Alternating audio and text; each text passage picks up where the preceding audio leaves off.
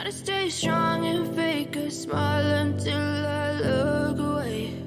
But I've known you too long, it hurts to watch your blue eyes fade to gray as you fade away, as you fade away. Yeah, I'm about to fade away, cause every time I wake up I feel like it's Monday. Something's going wrong with all the chemicals up in my brain. All of a sudden I don't look at anything the same way. Got a build up of my thoughts sitting in an ashtray. I'm sorry that I'm so inconvenient, okay. Just let me be me and I'll stay out of your way. I can see the way you look at me, I'm such a disgrace. I never really asked to be brought into this place. You wanna love me? Well then baby, have a taste. All the highs and the lows, no, you'll never be the same. I don't really wanna hurt you, but I can't control the pain. If you're sticking by my side, maybe we could be okay. Okay, maybe you could be the change I need today. I promise that I've never felt this way. I really hope that you will choose to stay through all the pain. I know you told your friend you're not okay, and tell me what's wrong and why you never said you felt that way. Guess you're trying to stay strong and fake a smile until I look away. But I've known you too long, it hurts to watch your blue eyes fade to gray as you fade away,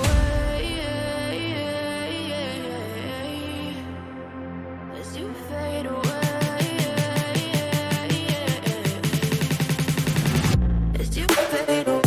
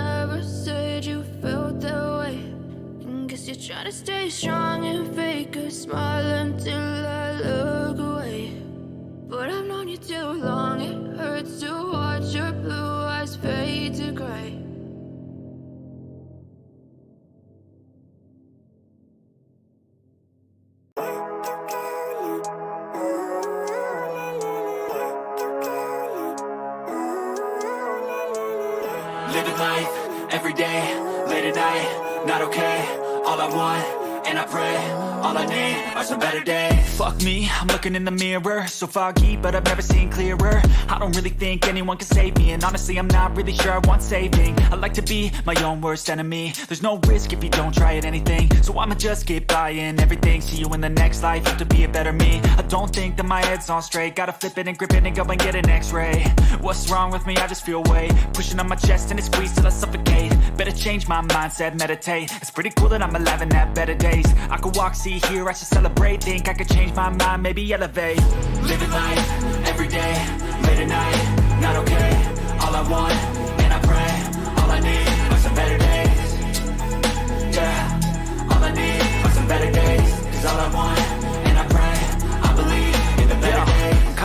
between a rock and a hard place. Do I work hard or live at my pace? You're only young once, yeah that's all great, but I also want a future where I'm okay. Living life is doing lots of cocaine. Wait no, it's living with no shame. Wait no, it's sleeping in on Sundays. I guess it's different for each of us and that's okay.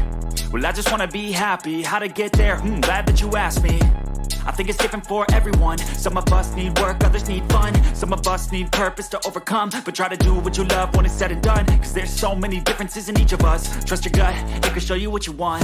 Living life, everyday, late at night, not okay. All I want, and I pray, all I need are some better days. Yeah, all I need are some better days. Cause all I want, and I pray, I believe in the better days. Living life, everyday, late at night, not okay. All I want, and I pray, all I need are some better days. Yeah, all I need are some better days. Cause all I want, and I pray, I believe in the better days.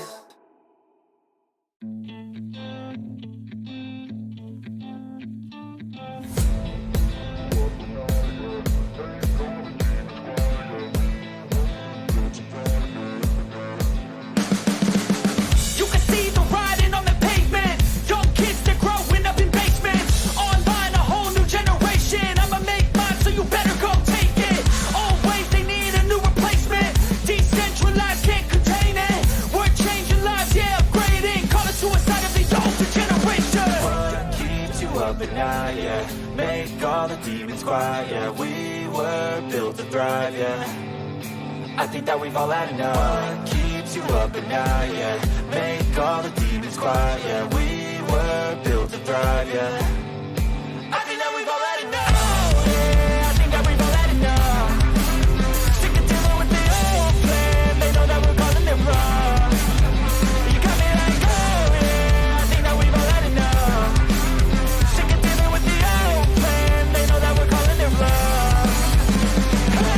It's too late to try to go contain it. A generation fueled by creation. We live lives on a small screen nation. We control the airwaves, no negotiation. I refuse to think we need saving. Something good will come from creation. And when we think that the world is too anxious, we'll adapt, evolve, survive and save it. What keeps you up at night? Yeah, make all the demons quiet. Yeah, we were built to thrive. Yeah, I think that we've all had enough. What keeps you up at night? Yeah, make all the demons quiet. Yeah, we were built to thrive. Yeah, I think that we've all had enough. Oh, yeah, I think that we've all had enough. Sick of dealing with the old plan. They know that we're calling it wrong. You got me like, oh yeah, I think that we've all had enough. Sick of dealing with the old plan. They know that we're calling it wrong.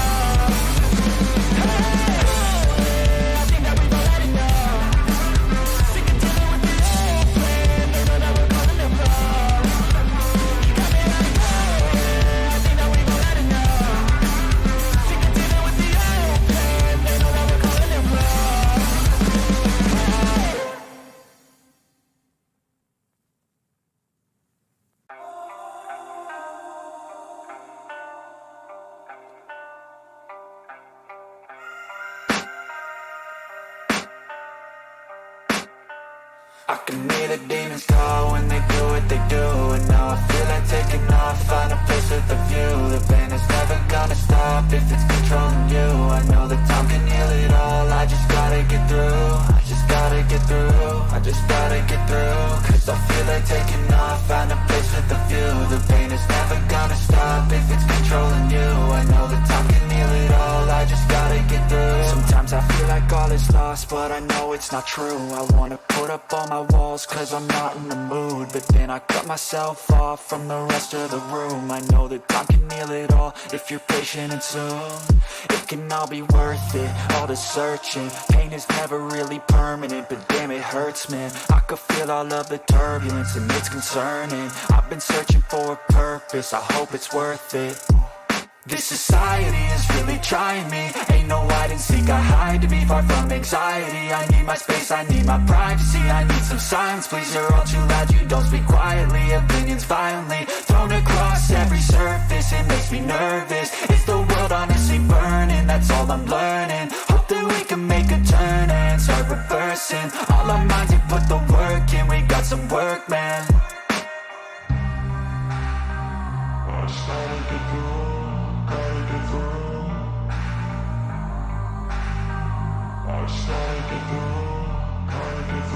I can hear the demons call when they do what they do. And now I feel like taking off, find a place with a view. The pain is never gonna stop if it's controlling you. I know that time can heal it all, I just gotta get through. I just gotta get through, I just gotta get through. Cause I feel like taking off, find a place with a view. The pain is never gonna stop. Hello, hello, hello. Anybody home? Good evening, good afternoon, good morning, good night, good whatever time it is in your location. Are you guys all right? How everybody's feeling today? Good? Okay. It's an international break. Nobody cares. Nobody watch football right now. People took a break from football, but listen, I'm here hanging out with whoever wanna talk. Even two people, we good to go. Even one person, we good to go. So I'll be here for a little while. If you wanna call, feel free to do so. Let me double check here. Hello. Here we go. Big up Fabrizio in the mud. Fabrizio Romano pretty much said, here we go. The way he talked about it, and then it didn't happen. It's not the first time. Big up Mr. Santiago. Nice to see you. Need some water first.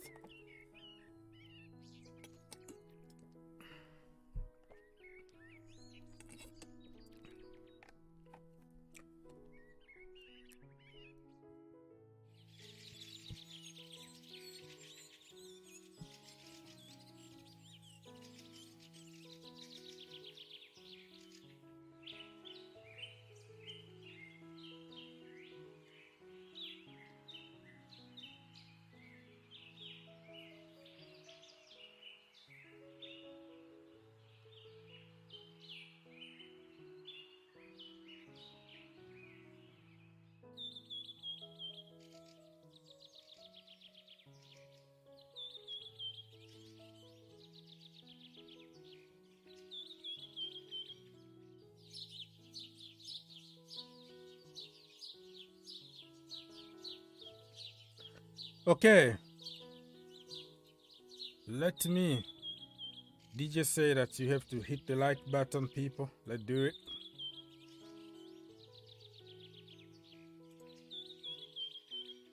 Chelsea fan. Oh no. Oh no, what? I'm making my return. You're making your return. Yeah, you're making your return. You are like the Undertaker. You never die. All right, people. So Fabrizio Romano in the mud, according to many Chelsea fans, but I think he got it wrong this time. But anything can change in football. The lesson learned is nobody is God.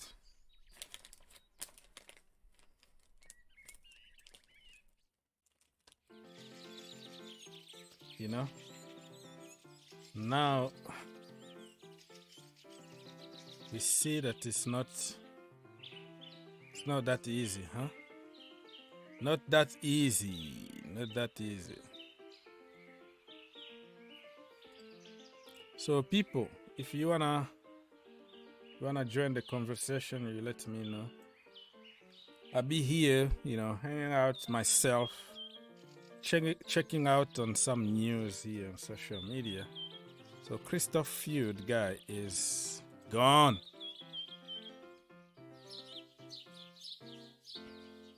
So RB Leipzig director Mr. Mitlaf tells Sky on the Chelsea job, I'm under contract with Leipzig until 2026.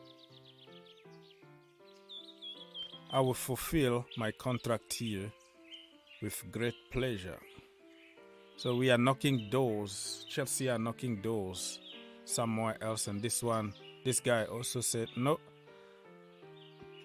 I am going to stay with the Red Bull group. We still have a lot of plans, not only on the pitch. I feel comfortable here at Leipzig, he told Philippines magazine or something. Zakaria Dennis said that I didn't know a move to Chelsea was possible until 6 hours before the end of the transfer window. Juventus was playing too low.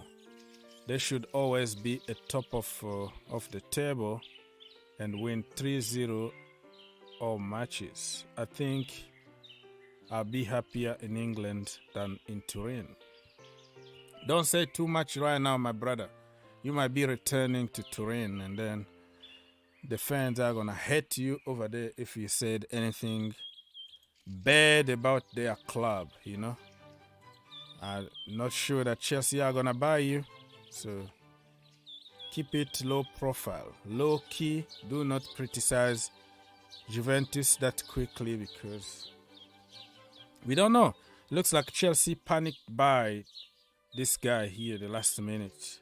Even 6 hours before the window was closed, he didn't even know where he was going. So tells you Chelsea missed out on what's his name again? Alvarez, the Mexican guy.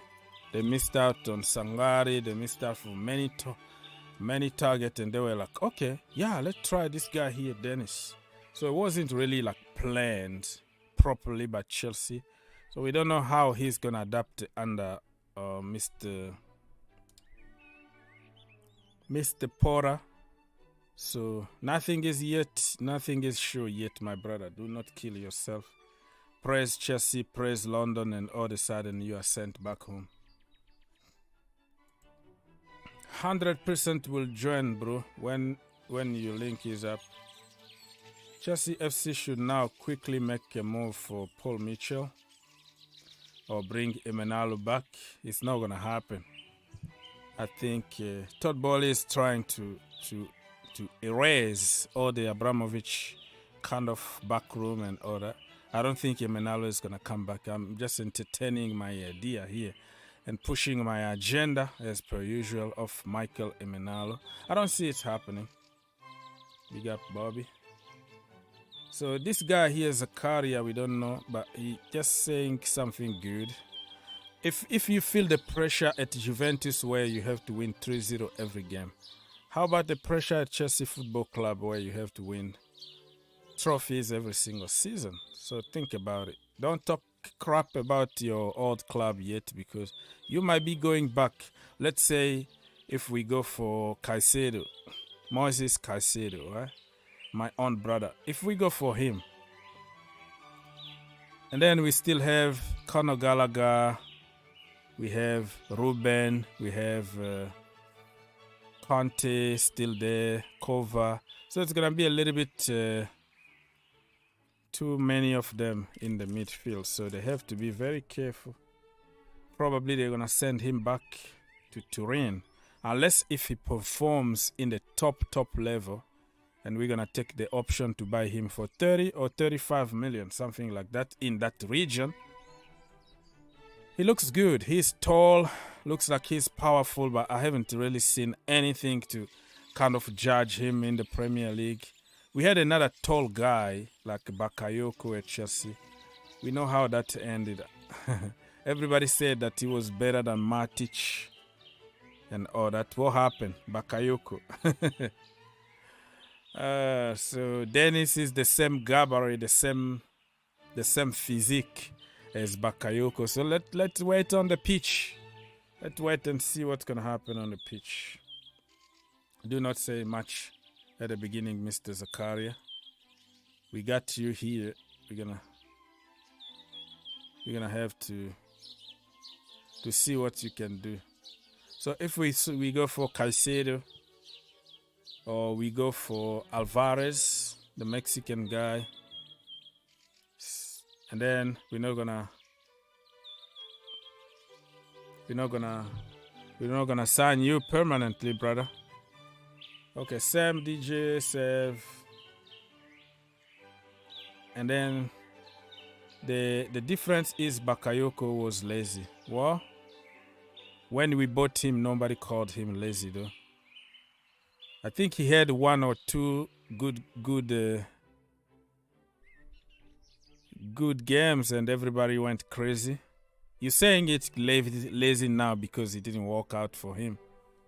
But you didn't say it back then. He wasn't lazy, he just not good. He's just the principle, the fundamentals of like football player. I didn't see anything in Bakayoko. So thank you to Marina and not even Marina, the scouting department. Everybody went at Monaco to get like the best of the best. Bernardo Silva, they went to get Fabinho, you know, all the boys. And then Chelsea decided just to go for Bakayoko and gave away one of the best, you know, midfielders we had back then. Matic, we gave him away because Bakayoko apparently was better. Look at us today. So let me see if I can finish reading some of this. So Zakaria, we need to see him really after the break, give him a chance, equal chance. We have a very bad memory from Saul Niguez, but Saul Niguez was another case.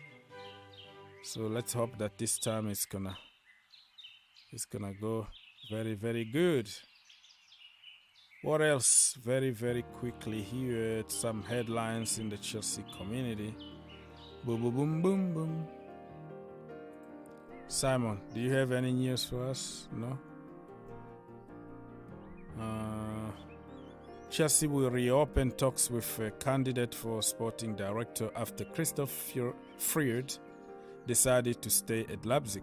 Bayern Leverkusen team. I don't know how to pronounce his last name. So team is among those Chelsea are set to talk to, while the merit of lead director Victor Orta have been discussed. Victor Orta?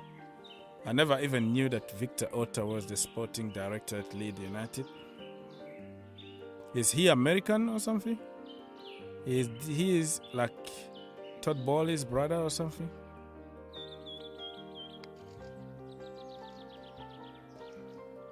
So we will reopen. Looks like yeah, this is a very fair assessment here from Simon Phillips. He said that looks like a genuine case now of Christophe simply just making a big U-turn on Chelsea and changing his mind on it, probably because he wasn't comfortable living without the blessing of Salzburg. Yeah, he didn't want to force, but also it could mean that he's going to get more money, you know. He's going to get a salary increase to stay. So it could be him playing some games here, right? To get more money, so.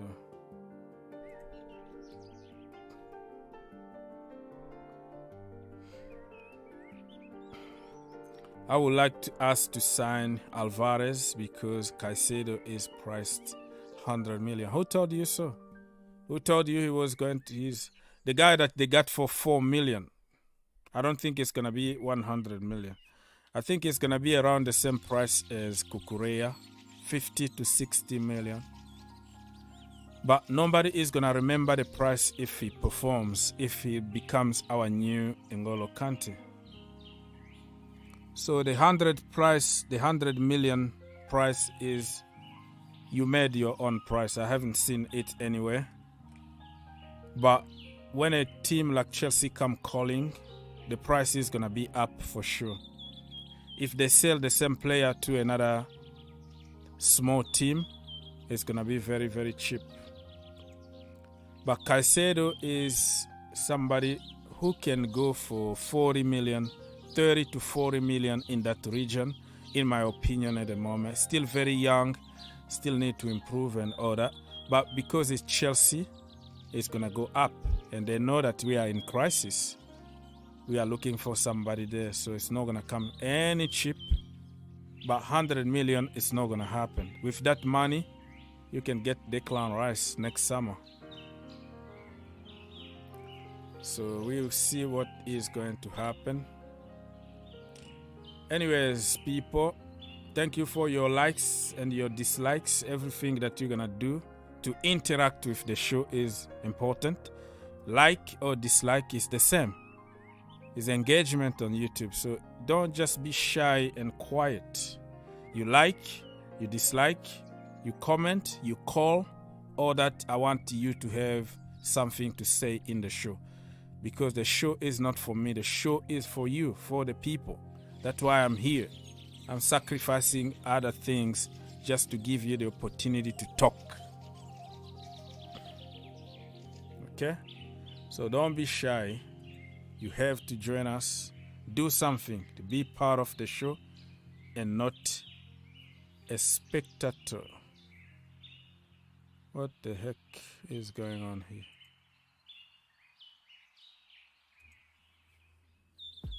Okay, let's go.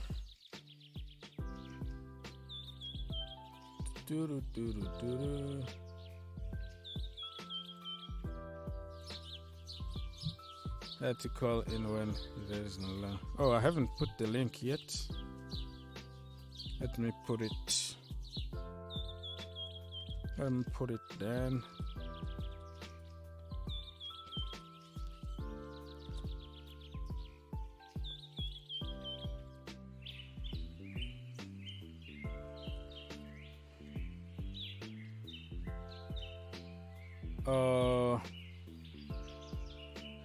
Can Lukaku swap deal true? I don't know. I don't think so. Lukaku is gonna want to stay in Italy. I don't think Lukaku is coming back to the Premier League, to be honest. Even if he loves Antonio Conte or whatever, I just don't see Lukaku coming back to the Premier League and play for Tottenham Hotspurs. Ken, next season, next summer is going to be 1 year left or 2 years left in his contract. Bayern Munich might be pushing. I don't know. I don't see it happening. Swap deal. We rarely do business with Tottenham Hotspurs. I don't see Ken destroying his legacy by joining Chelsea. Unless if something dramatic happened and he got the blessing from Daniel Levy or something like that. I don't see it happening.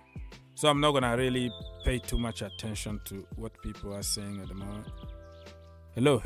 Can you hear me? Let me fix the screen here so I can start taking people. Red. So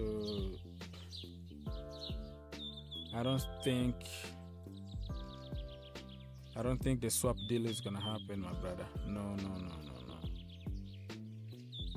Stream, yeah, boom. What the heck? Alright. You're here. Second stream. Boom. Here. And let me boom.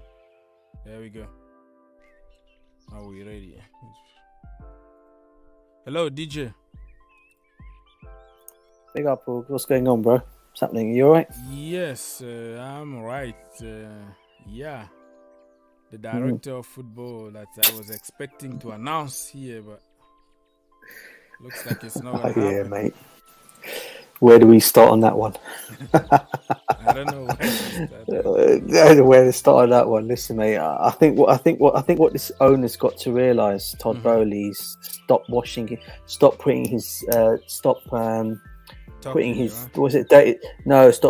dirty laundry in the public area. Because the reason why I'm saying that is, mate, when you're doing deals such as a sporting director, like the old regime used to do, keep it under the table, hush talks. Don't reveal to the world, I'm going after this guy. No wonder why this guy probably was so uncomfortable. He's probably thinking the fans are going to hate his guts, first of all, because nothing's been discussed with their owner. Because we remember the owner even came out and said, I've heard nothing of this. Chelsea have not been in contact with me. There's only been talks going on between the director, Freund, and Chelsea. Okay, but nothing's been revealed to the owner or the chairman of the football club. Of course he's going to get angry and say he's not going anywhere because the guy's just signed a contract till 2026. So he's going to be going nowhere, right? So, again, I don't know. I mean, Todd Boehly's got a lot to learn, man. I mean, the guy, listen, I'm not going to come here sitting knocking Todd Boehly because obviously buying our football club, what he did, rescuing, I won't call it rescuing, but bought us when we were down. He was the right guy, obviously, to come and buy us and everything. So obviously you've got to be gratitude for that. But listen, mate, at the moment, I feel at this moment in time, and hope no one's going to start using this as a hashtag, but we're becoming rejected FC at the moment, man. Players are rejecting us. Even sporting directors are rejecting us now. I mean, it's embarrassing. I mean, when have you ever known Chelsea Football Club to be rejected by so many players? Yeah. But it's embarrassing, mate. It's embarrassing. Even the Rafinha deal, all revealed beforehand, before things were getting done under. What are they going to do? They go and reveal it beforehand, and look what goes and happens. Yeah. Yeah, I know everyone was saying he wanted Barcelona. Yeah, go on, bro, go on. Yeah, to their credit, I can say in today's world with technology and everything, it's hard to keep information down. But at least your owner or chairman or whatever need just to keep it low and then let people guess, let people speculate, you know. But for Todd Boehly, he goes in the official, statement, like in the conference, some kind of conference in New York, and he's gonna bring Chelsea and say about his plan about buying clubs and what he's thinking about such and such. Like for you, chairman, people can speculate. Family members of agent or whatever, they can sell the news to newspaper or whatever what they do. But you keep low and you keep people guessing. Like, okay, it's not official yet. But our chairman or our owner is making things official. Already here we are talking to. That is not the way to go. No, it's not, bro. And again, Fabrizio Romano, I said in the mud in the beginning of my tweet, beginning of my comments, it's because he is in the mud. The man's coming out yesterday making a video. Not just making a video, he's also coming out on his Twitter page saying, the deal for Freund almost done, everything all been done, here we go. I mean, come on, man. I mean, how do you know all this information? If it was all here we go, it would have been done and dusted with. But clearly, it wasn't. And the guy only rejected this today, from what I'm hearing, is that he's going to stay at Chelsea. Sorry, he's going to stay at Salzburg. I mean, now we're going after... Now there's talk, again, being revealed. They're now going to go after the Bayern Leverkusen guy. Again, keep it under wraps. Don't go and say anything. But another one's going to go. Big up, Bobby. Hey, Bobby. Hey, big up, guys. Big up, DJ. Big up. What's going on, blood? Good. I'm with, me and DJ Sad, we're brothers, I'm with him on this in that, as I said to you earlier, Orgs, yes, sir. I think Todd Boehly does need to keep his mouth shut. I think he talks too much about his plans. However, this is slightly different.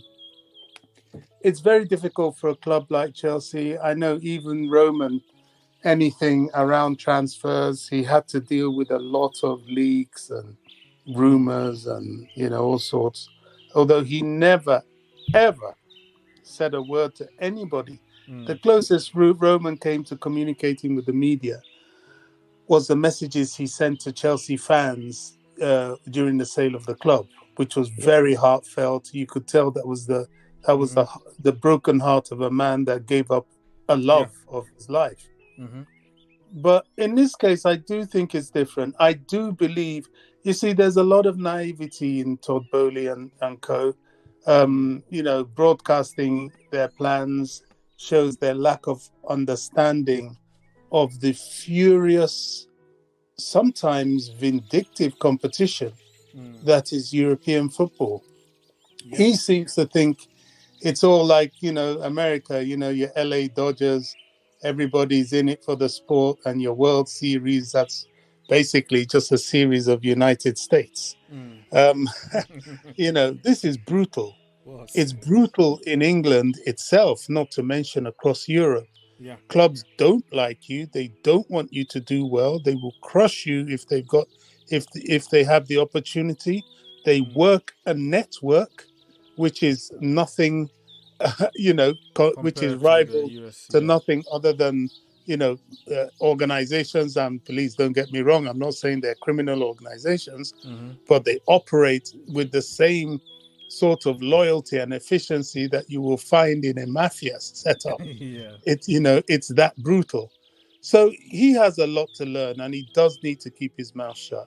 But his naivety comes from, he knows from a confidence of the finances that these people have.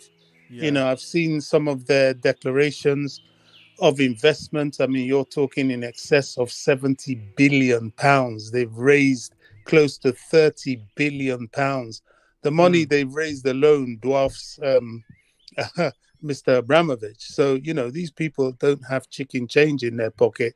They've got mighty funds. Yeah. And with that sometimes comes a certain confidence that I think is premature. He forgot to understand that Mr. Freund is contracted till 2026.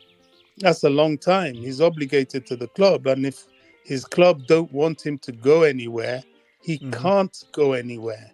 And the statement from him is quite, sensible. Yes, he's already probably upset his employers by agreeing to leave, but when he saw that his employers made it quite clear and under no uncertain terms that they want him to fulfill his contract, he's had to backtrack and stop upsetting them and just get on with the job he has at hand.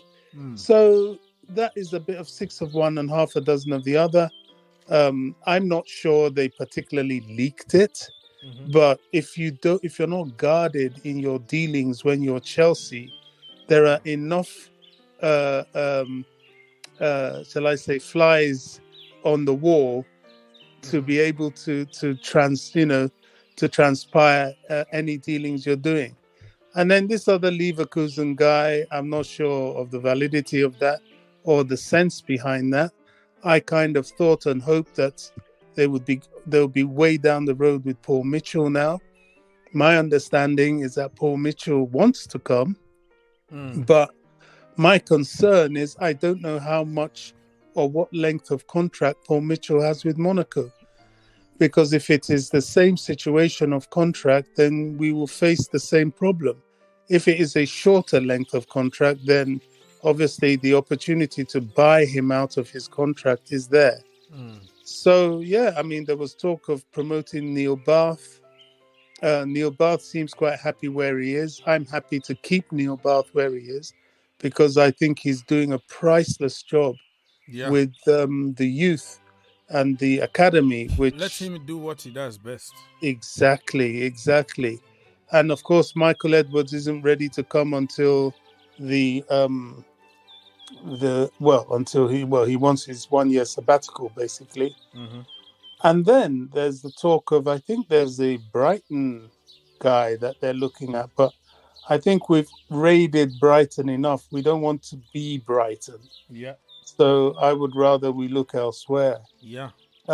Forget Michael Emenalo. I know he's not working at the moment, but I'm 100% sure that this group will not go to an ex-Roman Abramovich man and recruit. Is highly unlikely. And besides, we need a fresh start. He was good for the time he was at Chelsea, but I would not really like to see him back. I'd like to just move on as football has moved on. So it's left to be seen. These people aren't easy to get hold of. Another thing would be grow your own. I understand people like John Terry are doing their badges.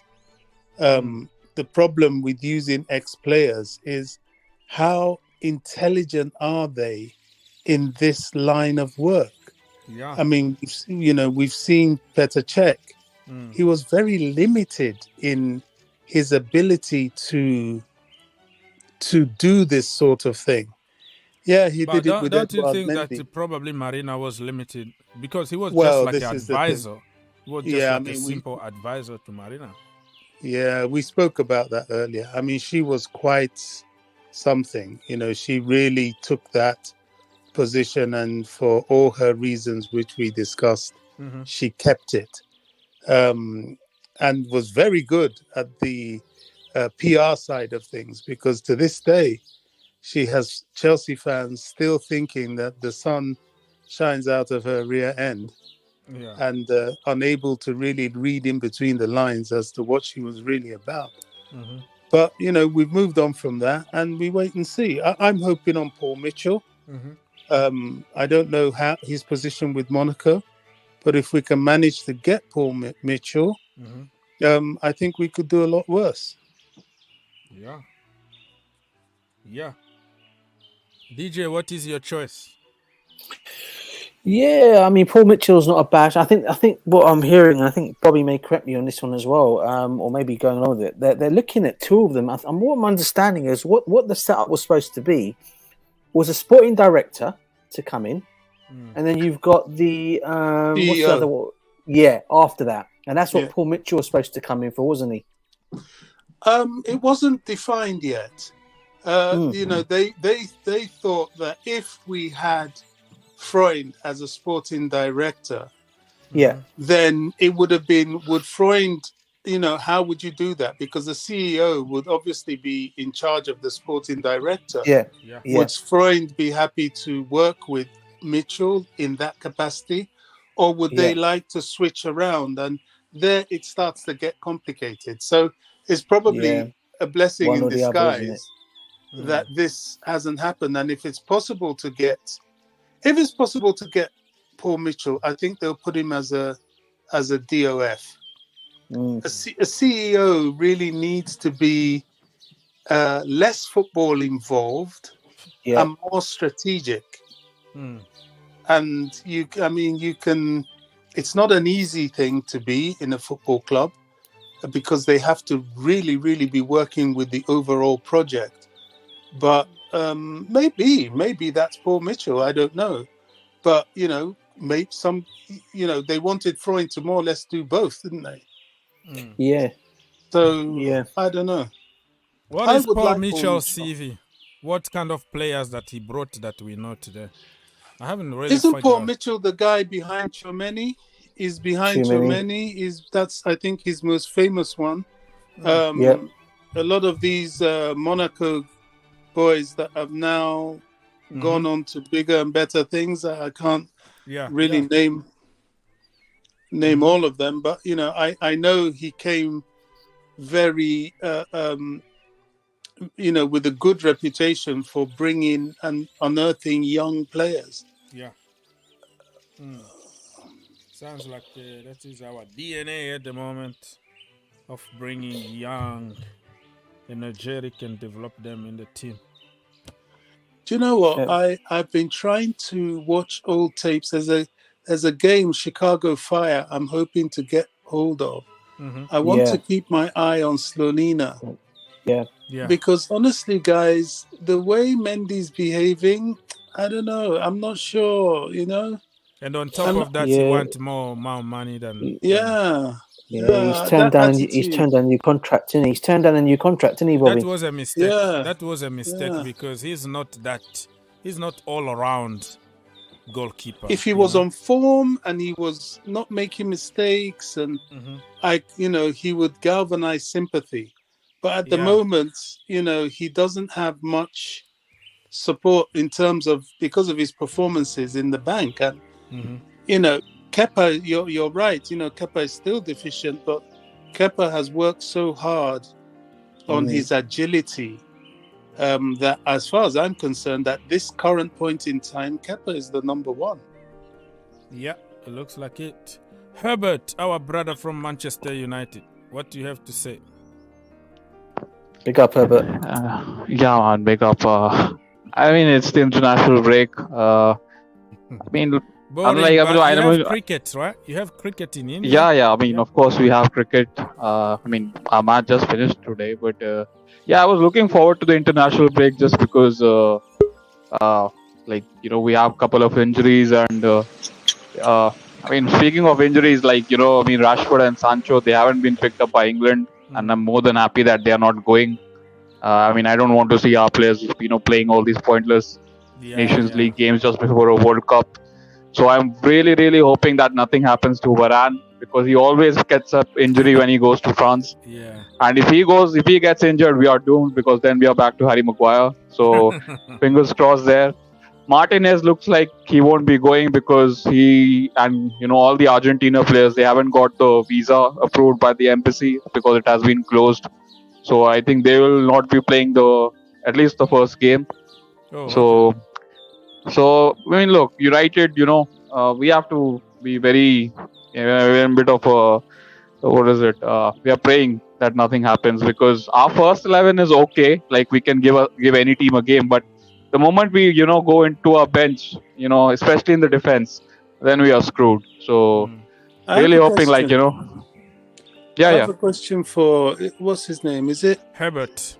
Herbert, I was reading with some bemusement that this guy, is it Greenwood? What's his name? Greenwood. Mason Greenwood. That he had financially settled his accuser and was looking to return to training at Manchester United. And I said, what? I mean, come on, let's be real. Okay, you know, innocent until proven guilty and all that. But when you have been so publicly implicated in what is certainly in modern times regarded as such a horrendous crime, is there really any way Man United are interested in touching this guy? I mean, anybody even touching this guy with a barge pole is really, it's distasteful. I mean, I love football. I'm a, you know how much I love Chelsea. And honestly, if he was a Chelsea player, I would say, do you know what? This is a step too far. This guy has to go. Surely, Herbert. Do you want them to bring this guy back? Wow. No, I mean, look, he is in the same boat as, you know, Mendy and Sigurdsson for me. I mean, look, we have all heard the audio and everything, but, you know, if you hear what his father said. You're talking about Benjamin Mendy. Yeah, not our Mendy. Yeah. Obviously, the accusations are different, but, you know, the reputation has been destroyed. But look, if you heard what his father has been saying, like, after the investigation, like, you know, he's cool with it and they are just, you know, fooling around, because it is just an audio. It is not even a video. So you can't really, you know, incriminate that kind of thing in court. So it is more like, you know, what you can prove than what you hear. Mendy's is more disputable because from the little we've heard, it's more or less a matter of he said, she said, and nobody can really prove what happened behind closed doors. Can I say something also? Mendy, I don't think it's that minimal. And I think Greenwood, when he committed this, you know, alleged crime, he was like 19 years old. He's still a teenager. He's still a kid.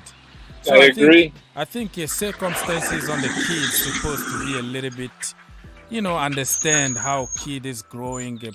Probably give him a second chance. If it was me, because of his age, I would give him the benefit of the doubt more than somebody like Mendy, who is a grown-up, who been just like, you know, doing all the craziness.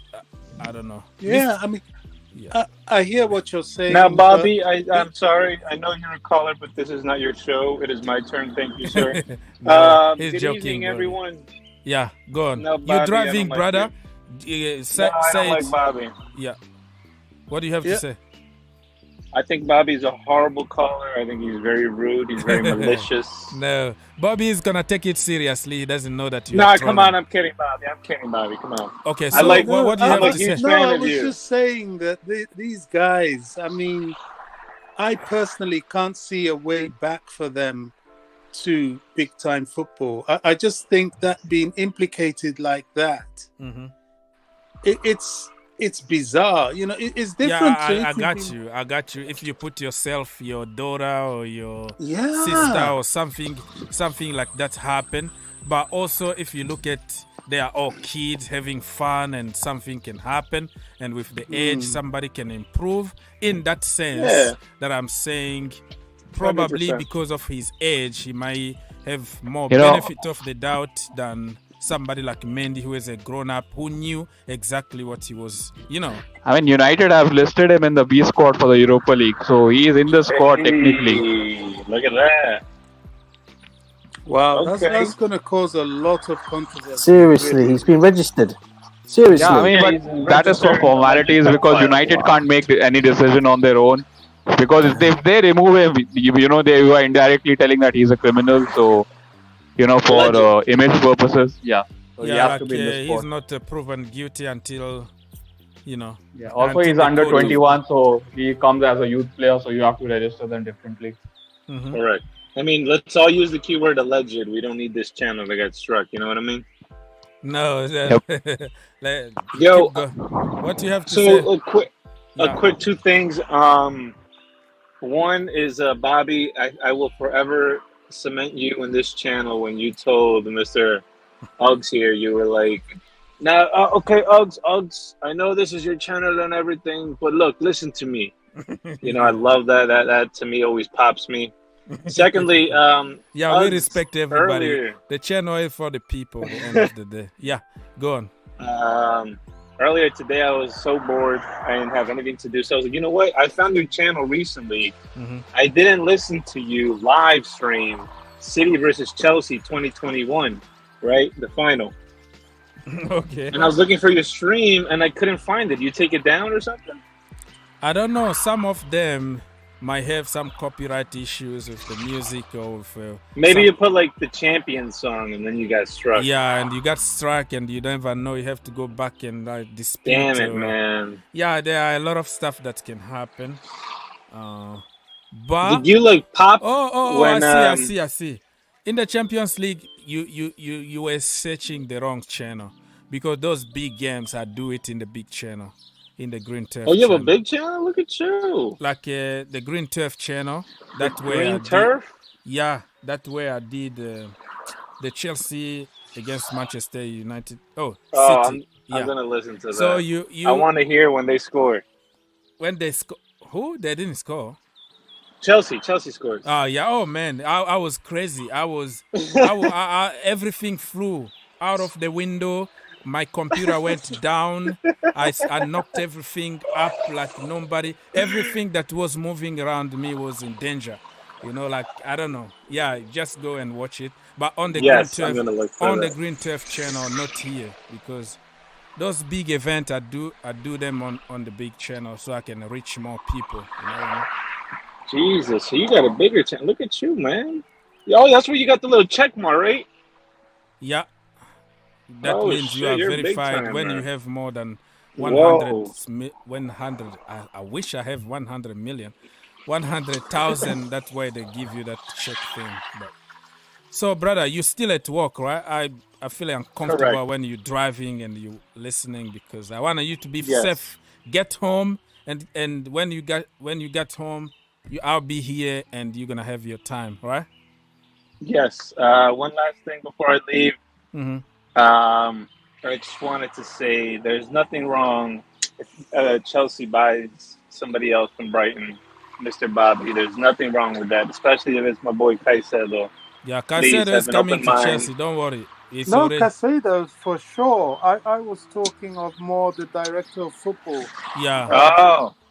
Caicedo. Oh my God, definitely. Definitely, we're gonna buy him. Well, it depends on how he performs. How he performs in Ecuador, because he's going to be in the first match. Here's a quick fact: he is in Ecuador, so that's the first game, Qatar versus Ecuador, really? The very first game of the World Cup. So, I'm all for that guy.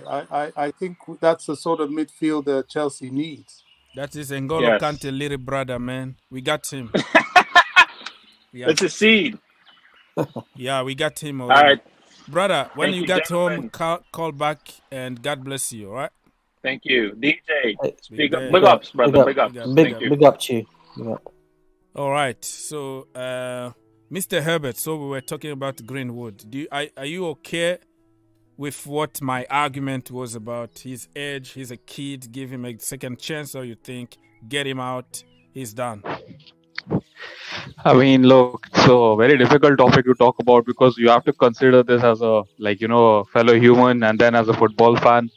As a fan, I definitely would like to see him play because we are very short in the attacking areas. But, like you said, I mean, obviously I'm not married or I don't have any kids, but to people those who have, they are very sensitive about this because we have all heard the audio. So it is a difficult situation, man. I can't really present an answer here because there is no official thing from the court or anything, but I mean, majority will say like he should not be wearing a United shirt again, and I will not be opposed to it because you have to remember, like he was given the number 11 shirt. That's one of the most historic shirts. Maybe something wrong with that shirt because Giggs is also accused of a lot of things. He also wore that shirt. So yeah, that is a curse. I mean, look, already. United fans were very excited about Anthony coming in because he wore 11 at Ajax as well. So you were thinking like, if Greenwood doesn't get resolved, he could get a shirt. So look, personally, I wouldn't want him back just because of all these things. And United are obsessed with PR. If you think like, whatever all these things they do around Rashford and Maguire. I mean, today they took an interview of Brandon Williams. Like he's not even a squad player. I mean, he's on more money than Phil Foden, if you are not aware. I mean, maybe not now, but like before the renewed contract that Foden got, he's on 70 grand a week. This is a championship left back, and he's talking about Maguire is training hard and he is not supposed to be trolled on internet. Like he's like basically saying like fans should not be voicing their opinions about Maguire. So players like that, so there is a lot of. I mean, look, in the last 10 years, if you look at the United Youth Academy, except for Mason Greenwood, we haven't produced anyone of talent, of notable talent. That's why dead players like Elanga are playing for they are a squad option. So it's a bit difficult. I would like to see him play because he's really talented. I mean, he scored Rashford and Martial. They scored more goals than Salah, Mane, and Firmino when we went to the Europa League final. So I just think, look, you don't always have to be found guilty in a court of law to be in breach of ethical conduct. I just think, I mean, maybe he's lucky he's playing for Man United and Man United know how to manipulate the media and get the media on their side, because I'm pretty sure if he was a Chelsea player, mate, there would be an almighty uproar. Even for me, I have to say, even for me, I'm very, very much a sort of man's man. I don't mess around. I like my football. I like to hang around with my boys and talk football. But there comes a time where something happens that you've got to just say, look, you've crossed the line here. Do you know what I'm saying? You've crossed a line. And I can't see, honestly, wow, you want to take that guy to away games? Wow, they're going to mess you up. I'm telling you. Yeah. They are, I mean, I don't know. I just don't see a way back. I'm not advocating for anybody to lose their career or their livelihood, but there's a way you will breach ethics, and you will do something which is so, I don't know, man. I don't know. I can't support this, really. Yeah. I just can't. Me too. I can't really support that when you consider you have daughters, mothers, and all that. The problem I have is like his age. That is the only thing that I wanna give the benefit of the doubt, because that brother has no even the right to buy a beer in America. So when those things happen, it could be just because of his age that people can take to consideration a little bit. But other than that, you go to jail. You know, that's I know what you're saying. I know, Mm. at 19, goodness, everybody has done very silly things. Yeah, we all did, but the camera were not there. And when you are a superstar, as a kid, you are driving a Lamborghini, you think that the world is yours, nothing can happen to you. And also, you are trapped. Sometimes, girls will trap you. Look at what happened to Neymar. If he didn't have another camera on, he was going to be in jail right now because of something that was planned in advance. And if you look at what almost happened to Kalim Hassan-Odoi, where that girl came and then beat up herself and tried to call the police and to get money out of Kalim and whatever, and the truth came out. So when you are in that position, that kind of money and that age, I just feel like we need a little bit of sympathy and see if it's trouble somehow and try to help than destroy. Like we are living in the cancel culture where everything else, even if you make a joke, it become a problem. Even if you make a joke with your brother from another race or something and you say something, if somebody was listening and, oh no, that is such and such, and then you got in trouble. So we are in the society where, everything is in public and the public is going to judge every single thing. But back in the day when we didn't have all these cameras and all, things were happening. I don't know. Mo, Manchester United, what do you have to say? Big up, folks. Big up, everyone. Thanks for having me on. First and foremost, subscribe to the channel, smash the like button. It helps the community. That's the most important thing. Thank you. You're most welcome, bro. I agree on the following points. For me, I'm a bit harsher. For me, if you're earning that amount of money, you should have the best of the best. You should have the best advisors. You should have the best representative, and you should have the best people. You should have the best people around you. Look at Roger Federer for a prime example. Roger Federer, from his start of his career to now, he's had the best people guiding him. He's had the best advisors, and he's had the best representative. People like Kalim Hassan-Odoi, Neymar, come on, guys, you're earning hundreds and you're earning a couple of £1 million a year. You're telling me you can't go out there and get someone that's a good advisor. You can't get a good representative. Come on, like you're not a 10-year-old. You're 20-year-old man. Let's not be too harsh on these guys. They're not young. They're 21, 22, 23. This is not a young age. Do you know what I mean? When you're earning that amount, of money, you should have the best advisors. Like this is the reason why Jay-Z opened up his sports agency, because he was saying that these people were getting ripped off and they didn't have the best advisors around them. The guy in my team, I don't want to mention his name, but you know who I'm talking about, who plays for Man United, who's on this assault charges. At that young age, we knew that he was a generational talent. He knew himself that he was that good. He should have got the best advisors, or he should have employed his dad or his mom or whatever.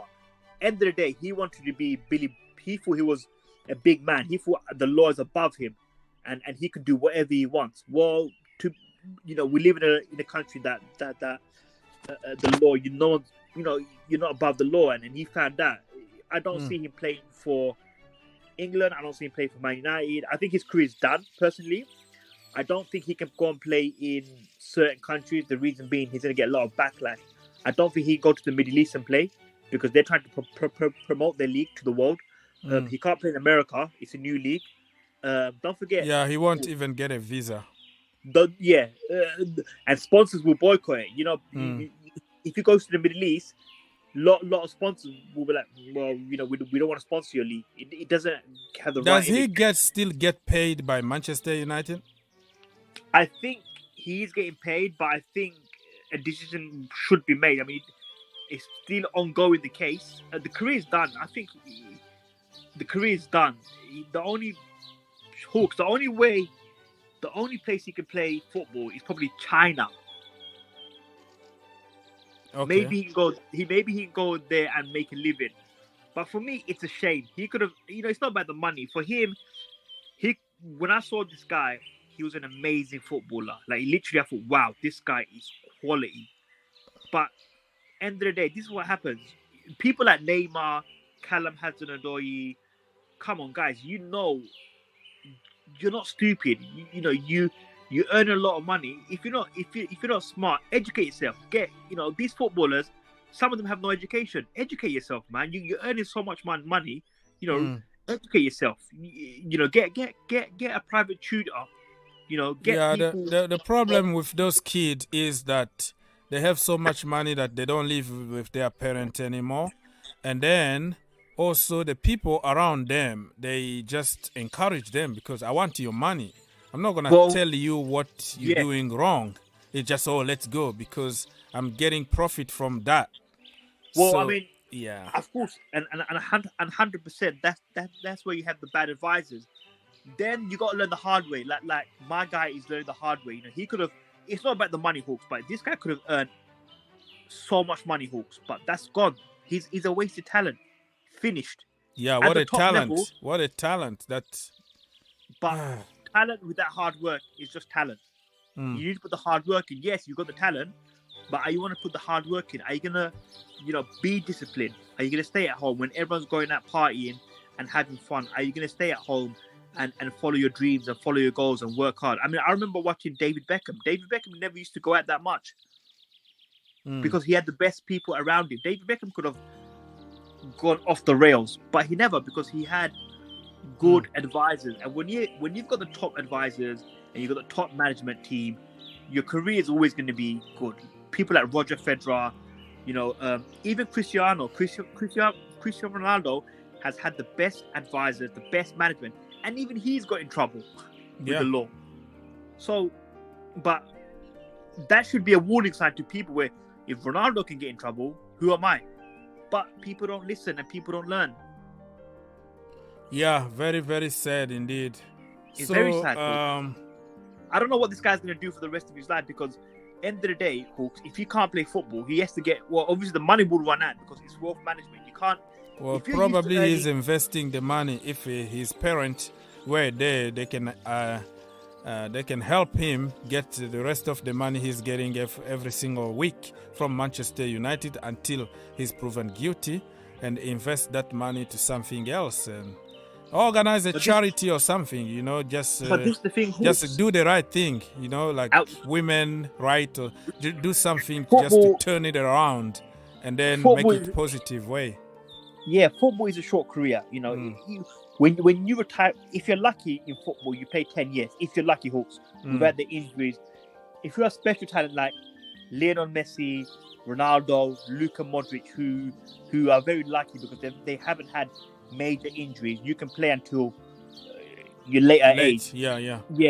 But majority of the time, Hawks, is 10 years. After 10 years, when you retire from football, you're still a young person. You're still a young man. You've got the rest of your life to figure out, and you can't always go out partying and holidays. It gets boring after a while. Just anything in life. Yeah.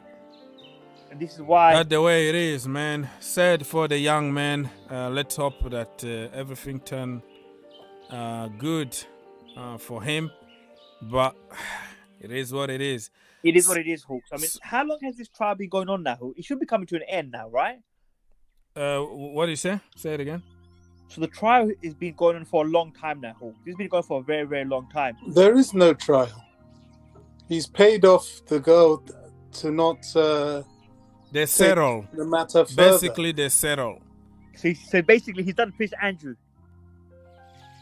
He's free to play for Man United again. But our conversation was, is it morally right for United to... No. There's certain things you can do and certain things you can't do. How is he going to play? I mean, even if he plays, look, I love United. And I'm He's going to be booed. Yeah. Yeah, it's going to create a bad atmosphere because end of the day, the team is playing well. Look, he can pay off the pit. He probably paid her off, whatever. He walks in that dressing room, that's going to cause a major problem between. Because end of the day, some people in their mind, like, there's guilty and not guilty. Some footballers, some players in that dressing room had probably made up their mind that he's guilty. So how are you going to play football? Yeah, that's the problem, though. You that can't play the problem. How can you? If he comes into that dressing room, it's going to cause major drama with the big superstars. I'm talking about Ronaldo, Bruno, Sancho. You can't play football with a person like that. Like, come on, the things that he's been accused of, battery, rape. I mean, these are big things. This is not. How can you play football like that? You can't play football because end of the day, they're all human beings. Everyone has emotions. Footballers have emotion as well. How can you play football and train with this guy week in, week out, day in, day out, passing the ball, score, celebrate with him? You can't, because once you say that it's gonna come into your head, Hawks. Oh shit! Yeah, I know. You're right. And look at even at Zuma. Zuma just kicked the cat. Exactly. And now everywhere he goes, it's like when he touches the ball, people are like meow, meow, meow. Everywhere. He lost everything. Like now he needs I think Zuma's, as distasteful as it was, I think people will get over it. I mean, it will become banter. As distasteful as it was, they will get over it. This is major. The fact that it was caught on tape. Yeah. It's I don't know. It just doesn't sit right with me at all. But the problem with that tape also, why the tape was rolling, is another question, because looks like something was also planned. If you don't plan anything and they are together for a while, it's not like somebody that he just met or something, Hawks, I mean, so when you tape something, that means you are planning something for evidence. I don't know, but if you look at the whole situation, Hawks, it's a very messy one. It's too messy, and he can't play for Man United ever again. Yeah. If he plays for Man United, no, he won't. I think the value is gonna go down. United value is gonna go down. Sponsors are gonna be not happy. Wall Street is gonna scramble. It's gonna be a mess. So Hawks, the fans are already singing Glazer out. Joe Glazer's gonna die. Malcolm's in a box. United have already, they hate the Glazers. We all know that. Every single game you can hear it, Hawks. Every single game, Glazer's out. Joe Glazer's gonna die. They think that every single game, away game and home game, week in, week out. If you add this in there as well, it's gonna be anarchy. Yeah. You can't. How can you buy kids United tops? No. Family friendly. Families go to United games. You can't buy little kids United tops because they're gonna get bantered in the playground.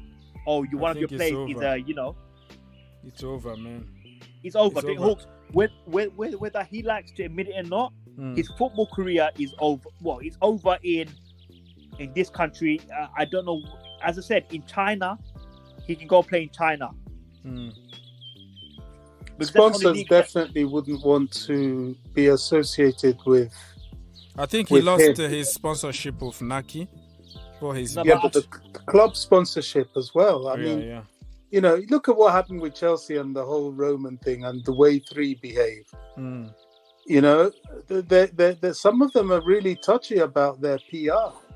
Also, look at if you look at Man United, for example, and if you look at TeamViewer with the anti-Glazer out, the protest, TeamViewer said to United, it's 5 years our contract. We're not going to renew our contract with you because the reason being it's too much bad publicity being linked with you because there's too much protest.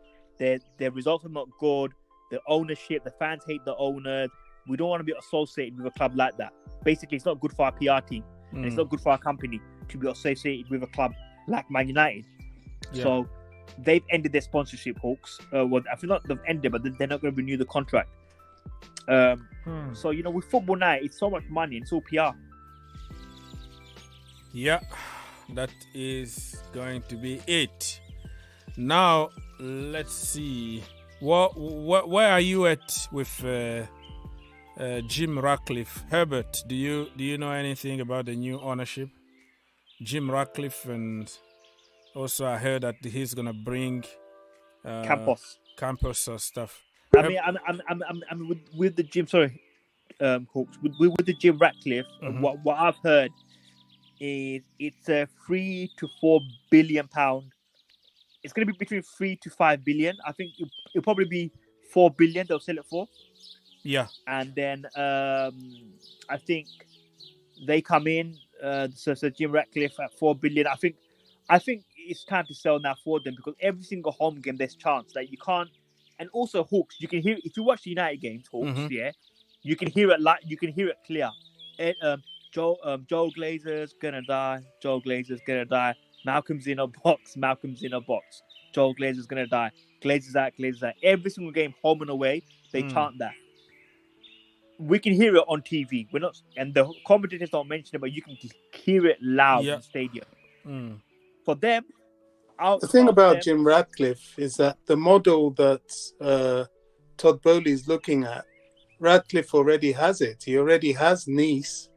So if Man United are bolted onto that, then he's already started this whole multi-club situation, which seems to be the way things are going now.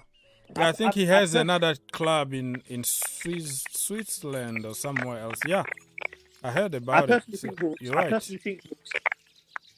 personally think, Hawks, that talks have already begun behind the scenes between those two clubs, the two owners, and I think now they're just probably looking to structure a deal. It's a £4 billion deal, or I don't know how much it's going to be. It's going to probably be the highest.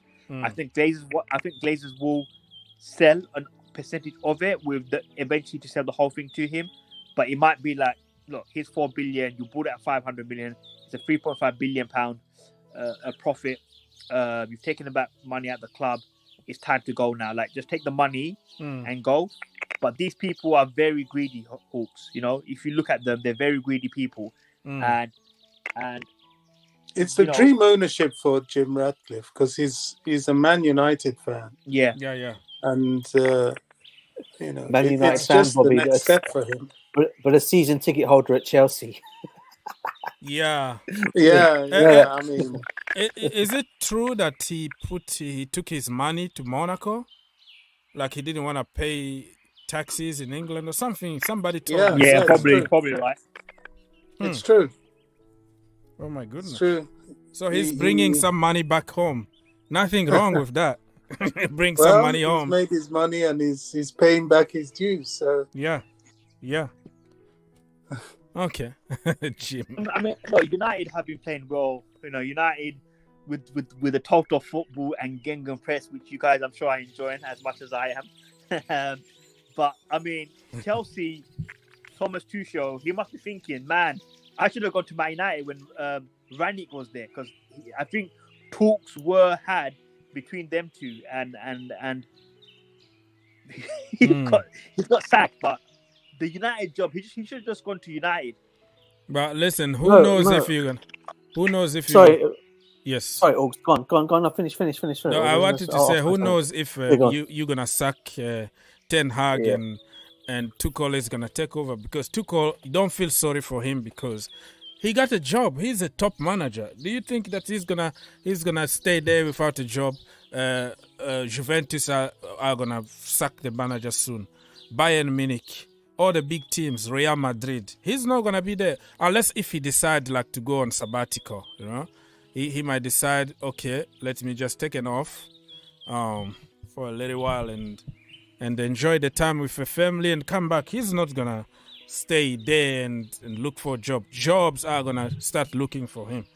So he's gone. Mr. Mo, thank you so much for helping. DJ, you wanted to say something?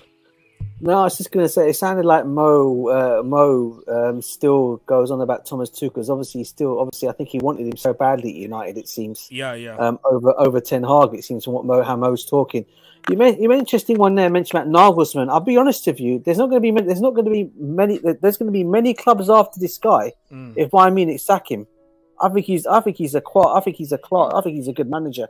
I think if he ends up leaving Bayern Munich, and because I'm hearing a lot of the Bayern Munich fans are moaning about him at the moment as well, but a lot of the Bayern Munich fans are also saying they don't want Thomas Tuchel either as their manager. So that's an interesting one to see what's going to happen there. But Mo, mate, I have to say, mate, you sound like you want Thomas Tuchel. You would have had Tuchel over Ten Hag, it seems, bro. Am I right in saying that? The big up DJ, long time. Hope you're well, bro. Mo. Nah, you know what I'm it good, is? bro. I'm good. You know what? If Thomas Tuchel was, I mean, I'm happy with Eric Ten Hag. He's our manager, and I wanted Ten Hag. Mo, I'm sorry we can't hear you, brother. I had to take you off because we can't hear. It's a lot of noise, and it's just not really good in people's ears. So please take yourself off completely and come back, because probably you are in your bunker somewhere. But that's the way it is. So Herbert, what do you think about Eric Ten Hag so far? Yeah, I mean, so far he has done a good job, especially after the, first 2 day defeats. The best thing is that, people the good players, they are respecting him. I don't really care, what, Maguire thinks or Luke Shaw thinks about him. I mean, I care what about, the top players who want to be at this club, unlike the players who have been given chances for 6 or 7 years and you've been made captain after having 4 relegations on your CV. So at the moment, it is good. I mean, I think Bruno came out in an interview today. I mean, he's giving a lot of interviews these days. I mean, he should not be a captain anyways for me. I mean, he does not have that, aptitude in him to be a captain. But, I mean, he was telling about Ten Hag, he's very disciplined. He wants discipline first. You have to be half an hour before the training starts. So it's not you have to come for training at this time. It has to be half an hour before. So, small things like that, it has shown improvement. And you can see in our football as well, after losing that first 2 games, we have only conceded 2 goals. And then we won 4 in a row. So he is doing something right. But again, he has to be back in the January as well. We have to get some players because there are lots of we have decent depth in the midfield. He has turned McTominay around. I mean, that's the achievement of the age, discovering fire or something. I mean, imagine, McTominay is playing well and Casemiro isn't able to adapt to the system. So that's saying something. And, I think DJ asked about, Nagelsmann and, would we have... I mean, Nagelsmann is a good manager, but I think that step up from Leipzig to Bayern, I think it was a bit too quick because if you remember, when Hansi Flick took over, he was the assistant manager of Joachim Löw. So he spent, 6 or 7 years under him. And Nagelsmann, just after one good Champions League season where they reached the quarterfinals or semifinals or something like that, he got the Bayern job. And I think they are 5th, and Union Berlin, they are 1st. So, yeah, I mean, look, about Ten Hag, I think we still need to see a bit more. I mean, I'm frustrated that this break has come because we were in a bit of a momentum. I mean, we lost that game against, Sociedad because of that ridiculous penalty decision. But apart from that, we have been good. I've been impressed. Martinez, the people who are complaining about his height. Yeah. I mean, he has been a revelation in our defense. He has won 3 man of the matches in the last 4 games which we won. So that just shows how good he is. So, brother, yeah. Calm down because he still need to meet somebody called Erling Haaland. Erling Haaland is twice his size. Yeah, funnily enough, the last time they met in the Champions League, he totally owned him in the Ajax versus Dortmund game. Yeah, you can watch the highlights. He completely owned him, not with his height or anything. Just he reads the game very good, and he's very aggressive. So, I mean, I don't know if you remember, 4 seasons back, there was a game between Chelsea and United, and the whole game was about, Marcus Rojo and Diego Costa. Yeah, so he's a bit like that, but he's very good technically. He has got that South American grit in him. But if you look at him and you watch him play, he's so comfortable on the ball. He gets into the midfield and he has got that passing range in him. So, yeah, man, I mean, look, he wasn't our first choice, by the way. Eric Ten Hag wanted Jurrien Timber, but he went on to an international break and Louis van Gaal put words in his head you don't go there, otherwise you won't be in the Dutch squad for the World Cup. So he signed a new contract. So, look, we are happy with Martinez, Varane. Dalot has been a revelation, and Malacia for 13 million is a steal. Yep. So, at the moment, we are happy. Yeah, United are doing good. Now, let's go to Bobby and somebody got some echoes. Bobby and DJ. Now, go on, Bobby. I think there's a new direction of young coaches that's springing up. There's a tier of coaches like Guardiola and Klopp that, although they still hold strong, I think there are a number really coming tight on their heels. Yeah. And the dynamics of football management and coaching is going to change with these new young coaches. And by the young coaches, I'm talking of people like Graham Potter, people like Nagelsmann, like Ten Hag. It's just a matter of them starting to get successful. And once they get successful, then they'll step into that new tier of management. And the older ones will start to fade away. Managers are getting younger and younger. Yeah. The days I personally feel that, for example, Jose Mourinho, I really think this is his last club job with Roma. I really do. After this, he will need to become something like the Portuguese manager, which was always his plan anyway. Yeah. Because right now, he's good, he's adaptable, but he's become a dinosaur. If people like Guardiola and Klopp could be looked at as the more sort of senior members of the management pool, he is a dinosaur. And after Roma, I would be very surprised if there's another real sort of top club coaching position for him. He needs to go to the national team and probably retire after that to become a director somewhere or something after the national team thing. Yeah. Completely. I mean, I still feel he will manage Newcastle at some point. I mean, that's just written in the stars. Who, Jose? Newcastle are already on the young coach route. They've got this guy. Eddie Howe. Eddie Howe. I think they have a lot of faith in Eddie Howe. He hasn't been doing badly for them. And I doubt very much. I mean, you could be right, but I can't see it.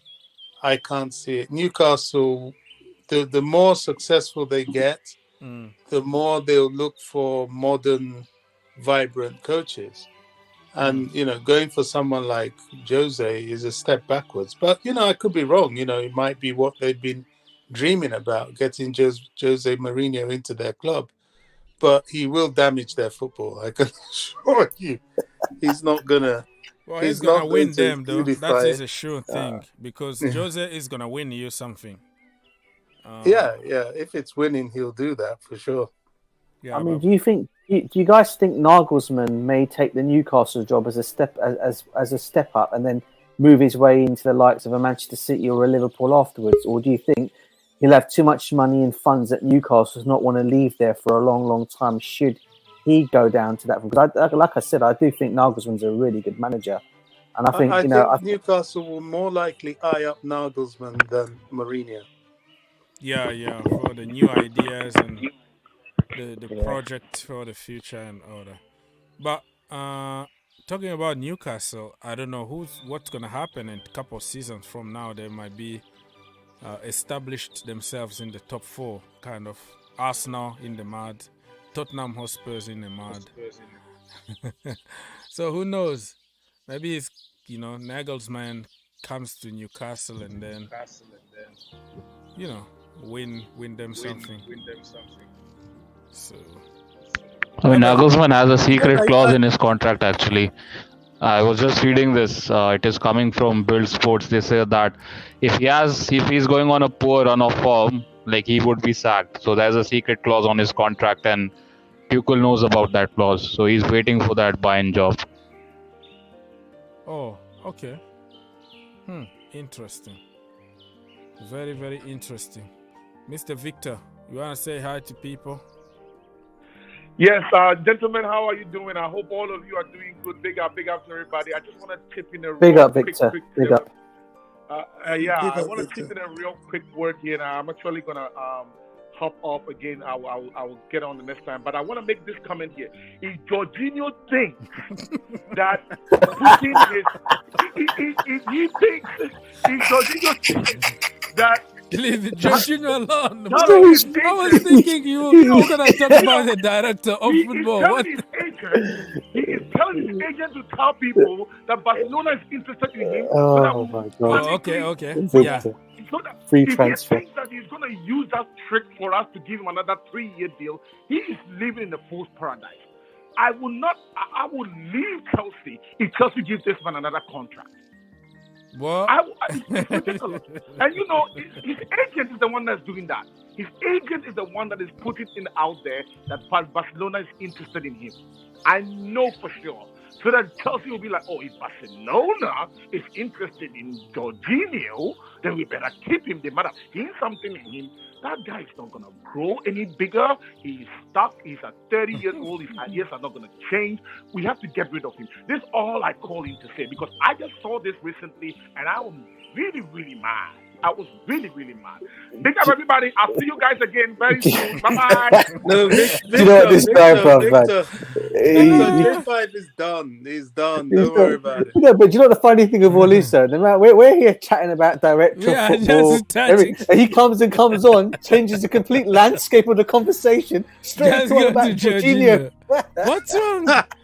Oh, this guy with Jorginho. I don't understand what's going on with him. But that is also a good topic, though. Should we extend his contract, give him 1 year or something in order to get something out of him, or you think the new owners want to just get rid of people? He's done, Augs. For me, he's done. I think for me, look, you know, he's talking about. It's funny how it comes out, you know. You know, after a couple of whatever games it is, there's talk. Oh, he could go on a free transfer to Barcelona next season, trying to make the Chelsea fans all worry. I might be going, whatever. I don't think the Chelsea fans really care if he was to go. No disrespect to him. Thank you for what you've done, Mr. J5. You've done your thing. Been there, done it, won the shirt, won the trophies. You got to move on, bro. Simple as that. We got you. We got a new dynamic. We got a new manager at the football club. New ideas. New youngsters coming through.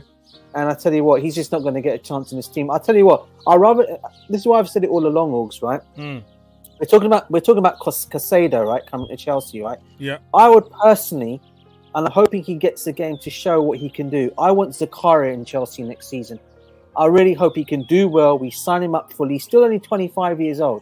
You keep him, Caicedo, and if you still want to hold on to N'Golo Kante for another 2 more years, I would not say no to that either. Keep Kante around. Keep Cover around. J5 has to go there for me. No disrespect on him. I just think his time has come. I think the time has come. I think he might do better in the La Liga.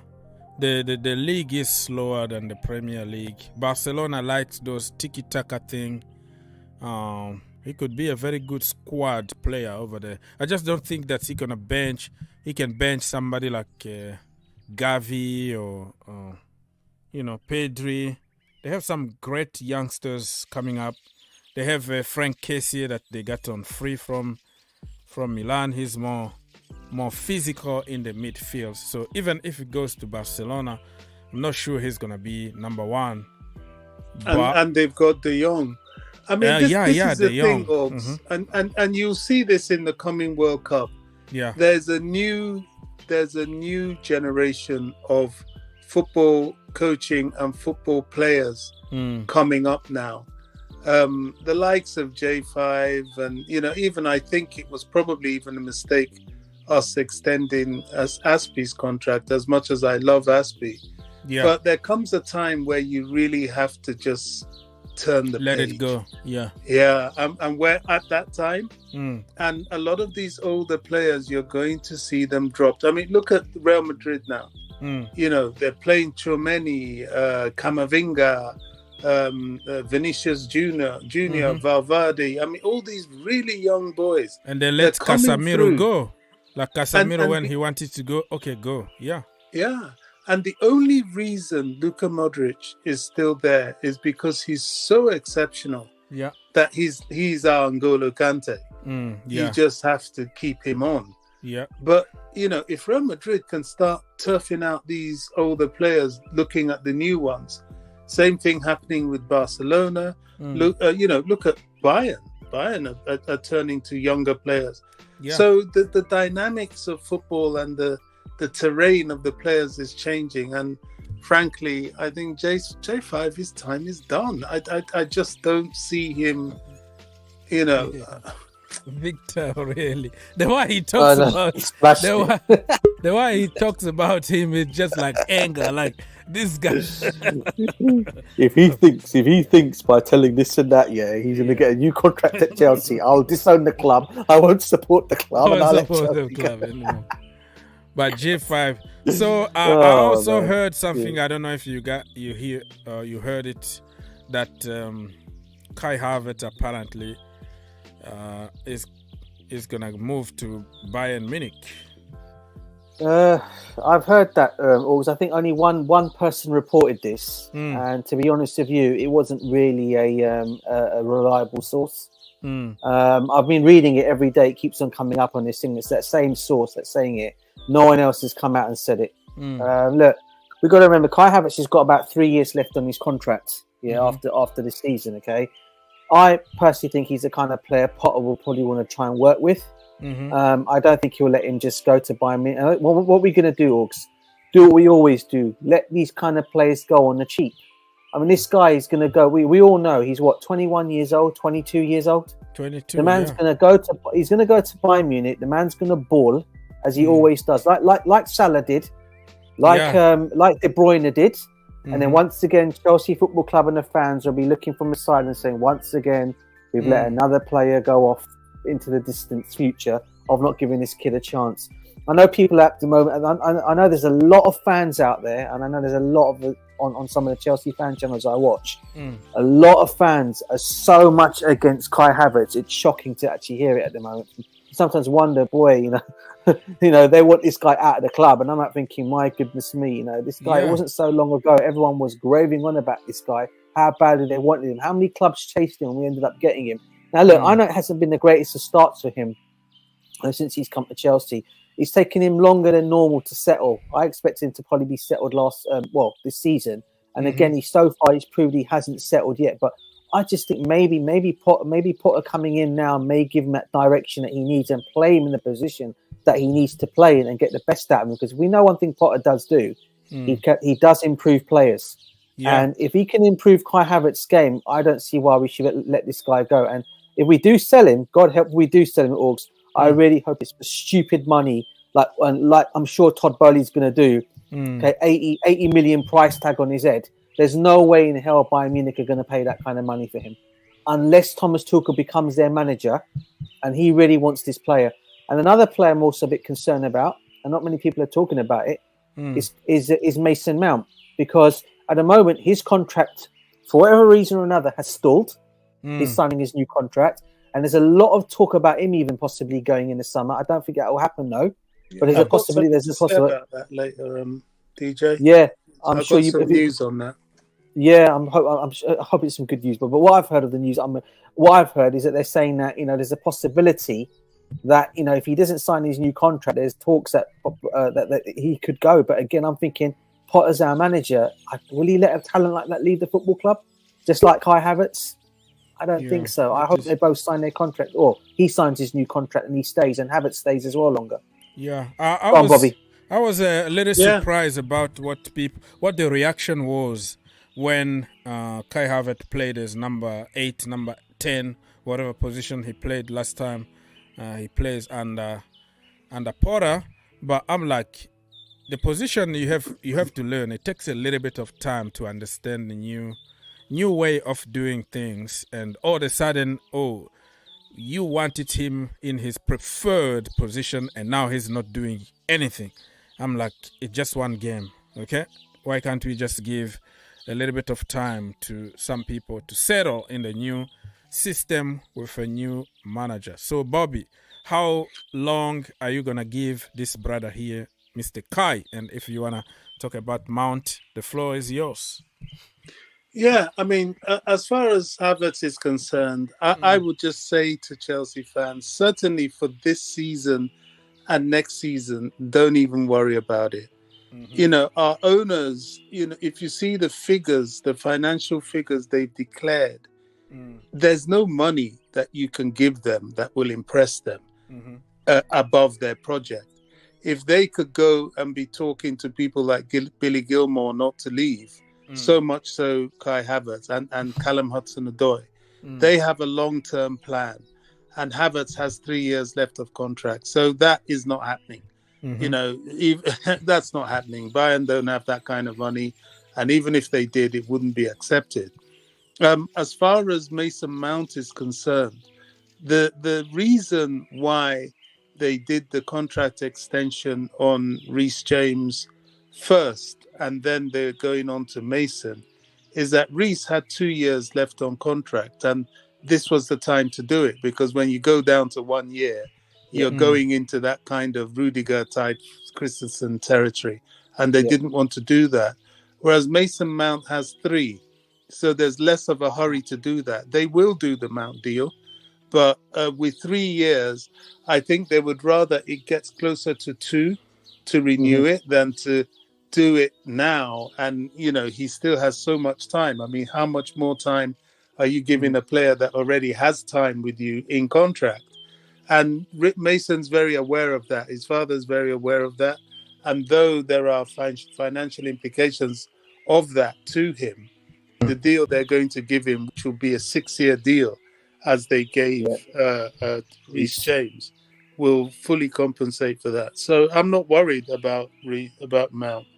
Neither am I about Kai Havertz. The only thing I am concerned about is that the reason we got Graham Potter is for just what DJ said, that he develops players. And I think that's what the owners got him for, because they've got quite a few additional young players that need developing. And the ones that we haven't developed well. One thing, you know, I think, you know, Thomas Tuchel, we were so taken to him for winning the Champions League and all these international trophies that we needed to win again. That I think a lot of us in the fan base were a little bit blinded to some of his deficiencies. And I only started questioning his deficiencies when I was concerned that he couldn't see how badly the midfield needed revamping. I was like, crikey, this geezer, I mean, what are you saying? And that showed me that he's not infallible. And it seems to me that there's a little bit of struggle with him in terms of developing forward players. He seems to be very good with defenders, but I've forgotten who it was that pointed out that if you look at Chelsea's forward line in comparison to Man City or indeed Liverpool, that there's no pattern of play in attack. They just play. Whereas when you look at Liverpool and Man City, there's a deliberate pattern, there is a purpose, there's a way they attack the opposition goal, and that's probably why they score the goals. Whereas we just run around, you know, Werner, he gets a chance in front of goal and he fluffs it. Havertz, he fluffs it. So it just made me think, maybe this guy isn't quite touching these offensive players as much as he should. Because if you look at all our forwards are misfiring. All of them. And all of them are young. Which tells me that be developed. Exactly. So what I'm looking for with Graham Potter, and I'm really, really interested to see is he going to get these youngsters firing simply because he's going to have them offensively organized? If your offense is organized and they know what they're doing, they understand the patterns of play in offense, you will be surprised how quickly they will start scoring. And ultimately, I think the recognition now that the Chelsea midfield needs major surgery is going to change things as well. That is exactly the point that I wanted to hear from Bobby.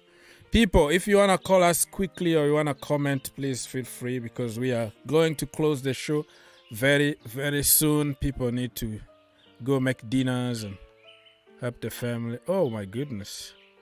I have so many. I have so many comments. Wow. I forgot even to read. Sorry, man, if I forgot to read your comment and super chat. Mr. Andrew, bro. Victor, you've made my day. Oh, Victor, I don't know what. Listen, I respect Victor, but I'm not somebody that will only blame like Jorginho the problem. Okay, I see it from a bigger scale. Like, why are you gonna only blame him while we have so many problems? People can't even mention Kovacic. Also, he's injury prone. The brother can dribble past everybody, including himself. He can't shoot. He barely make an assist. Sometimes he might score a banger here and there. But other than that, he also is causing problems. But we're going to focus on Jorginho because you can see the physicality and all that. So, thank you so much, Mr. Andrew. I forgot even to check on my stuff. That's why I didn't see your super chat early on. And let me read some comment here. Question: which player represented the team at the last press conference before the last Champions League? It was Jorginho, right? G5. Yeah, yep, G5. Yeah. So I don't really know. Tuchel will wait for Juventus job. Okay, sorry guys, because I didn't really see your comment early on, but yeah, I think we talked about everything here. Again, Mr. Andrew, my brother, thank you so much for the donation. God bless. All right, guys, anybody knows about the new manager at Brighton? I never really did. I don't really know him, to be honest with you. How good is he? He's supposed to be really, from what I understand, I think Bobby's going to come on it as well. I mean, he was managing Shakhtar Donetsk. Is that right? Correct me if I'm wrong. I think he was managing them. Yeah. And I do believe when this whole thing started happening between, I'm not going to go into that, the personal stuff. Yeah. Of the I think he ended up leaving his job. I think, and he was just out. He was just a person looking for work. And I think, from what I understand, from what I've seen of Shakhtar Donetsk play when he's been their manager, they do play some really good football, really entertaining football as well. I mean, I can understand why he fits the philosophy of what Brighton want to do, and he kind of like fits what Graham Potter used to do. So they've kind of like gone for someone who is similar to the Graham Potter mole, okay, who plays that kind of great, expensive attacking football, but someone who also has got a bit of a what do you call him as well? Well, I don't know what he's like when it comes to because as you know with Graham Potter, I do believe he's got a degree in mind psychology or something like that. I don't know if this guy's thing goes as far as that. Emotional intelligence thing. Emotional intelligence, yeah. He more or less ticks all the boxes of what Graham Potter had, but it's just a few of them that there's a few things he doesn't have. But from what I understand, he's a lot of the plays that are played with under Shakhtar Donetsk. I've actually said that he's a really, really good manager. I think one of the Brazilian players recently came out with something. I forgot, it was a Brazilian boy that Chelsea were chasing, and he ended up going to Shakhtar Donetsk in the end. Oh God, I can't get his name. It was a couple of seasons ago now. There was a Brazilian player that we were linked with. I think he was a striker. Yeah, and, I forgot his name. He ended up going there, and he's the first guy to have come out and made some comments about him. And he goes, he's a really good manager. I don't know if Bobby's got any more information on the guy, but that's what I've heard anyway. Yeah, I hear you. I think I've heard about as much as you have. The only thing I can add to that is that this fits the mold of this, this second generation of managers that's coming out. And they really are flooding football at the moment, and they will displace a lot of these older guys. If you look now, the days of people like David Moyes, I think if David Moyes loses his West Ham job, the next thing you're going to see him as a pundit, because There's no top flight job for him. I mean, look at, Everton has Lampard, Villa has Gerrard, who is Liverpool's manager in waiting. Yeah.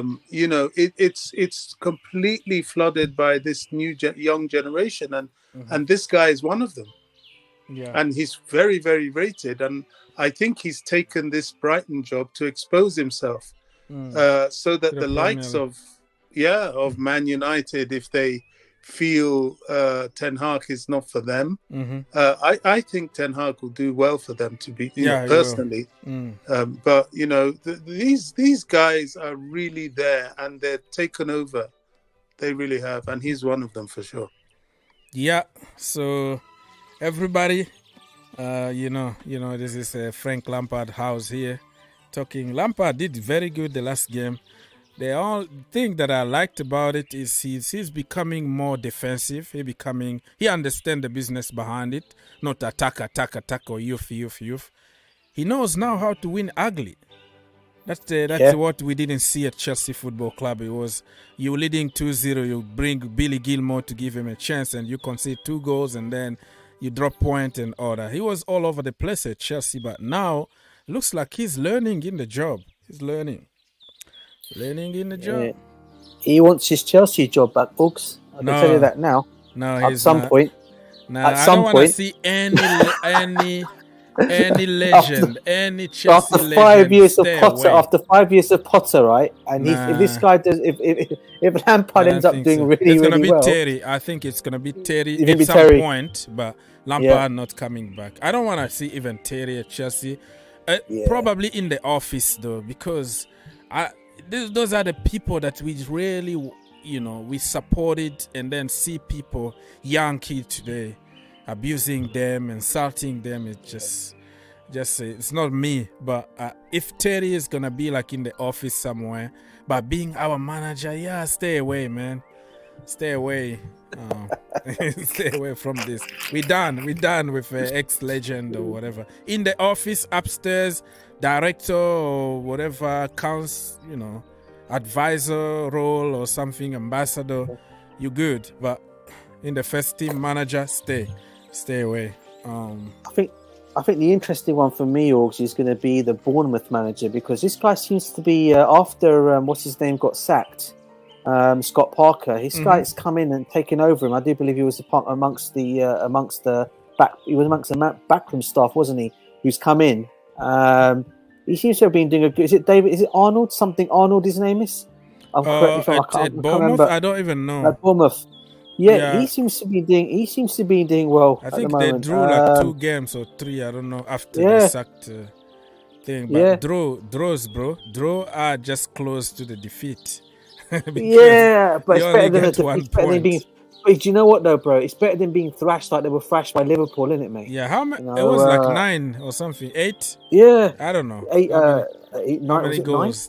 8 or 9 9 goals. I don't know. Remember the fans were crying 1 more for 10. Then they'll break the record. I think it was 9. It was 9. The Liverpool fans were saying 1 more for. Yeah, I mean that's going to be. And Brendan Rodgers, mate. Let's not forget about this guy. This guy. I don't know how long he's got of survival. The only reason why Leicester have not parted company with him yet is because of how much money they've got to pay him. Is it something like 20? He's got 20 million or something like that. I've heard, or something like that. We owed him or 12 million or something like that. I can't remember, 12 or 20 million or something like that. Is anyway. That's going to be an interesting one where he's going to end up going afterwards, because Leicester they're struggling big time, mate. And you expect if a change is going to happen, they'd have done it by now. I just think if they were to lose their next game to Nottingham Forest, I think it'll be curtains for Brendan Rodgers, I think. After the international break, you mean, right? Yeah, that's right. Yeah. So he might go after that if they lose. Yeah.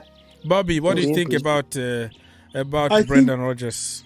I think so, because yet again, it comes back to this thing I'm saying, that there is, a lot of these clubs are sniffing around these young managers with new ideas. And any opportunity to engage one of them will be taken. And they're cheaper. They, as I said, they have new ideas. They're more youth focused.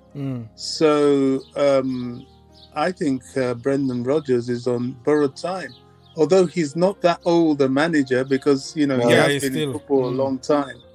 You tend to think he's one of the senior ones, but he's not. No, he was very young when he started this, but I know what you mean. With Chelsea Academy and that, but but I think Leicester will pull the trigger for sure, just as DJ said.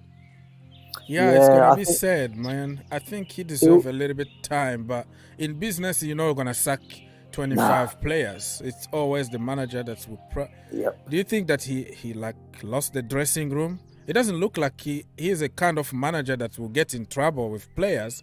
What's going on, really? I don't understand that.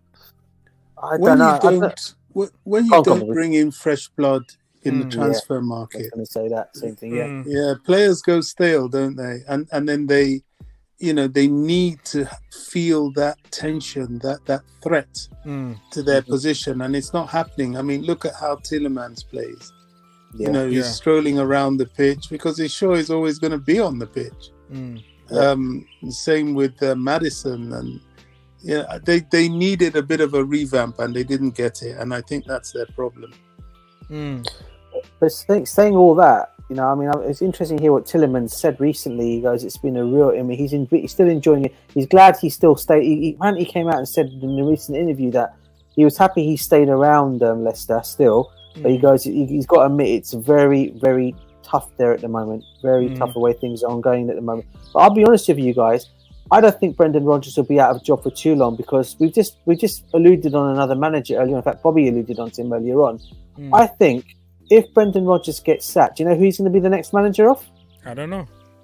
West Ham. Oh, I think he'll go to West Ham. Yeah, good shout. I think he'll go West Ham. He's got the kind of players, the kind of players that West Ham have got. That would be ideal for manager. Yeah, Bobby, you know that. Yeah, I can see that. I can see that. Yeah, and he'll fit them well. Yeah, 100% he will. I see what you mean here. So, gentlemen, listen, we have a few minutes to go here before I let you go. Thank you so much for always helping the channel. We're going to finish by interviews. On international duty like this is when we hear from many players that they want to talk finally, because they feel like they are free with their national teams. Zakaria been talking. Kalim Hassan Adoy been talking.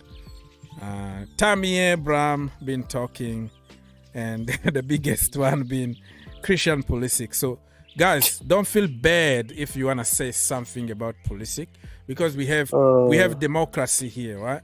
If you think that is bad or you want to say whatever, because what I think sometimes people feel bad, like I might be offended. No, I don't get offended. You play for Chelsea, no matter your country or whatever, you are all the same, in my opinion. So if you have an honest opinion to give about a certain player, don't feel bad to say it.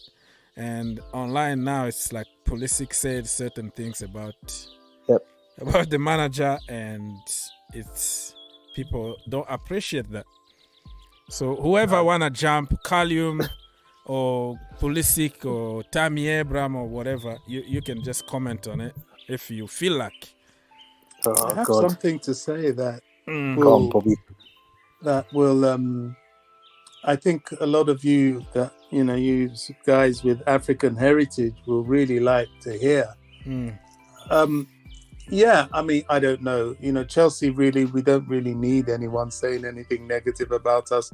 We've been through that with Lukaku last season. But one thing I am really curious about, and I feel sorry for some of these players about, is people like Tamori and Tammy Abraham and Gerhi. And do you know, if any of those guys came to me and said, "Bobby, do I play for the English national team, or do I go and play for the national team of my parents' heritage?" Yeah, I'd say go play for them. Because what's the point? If Tamori doesn't really stand a chance in the England team when what's his name? Harry Maguire.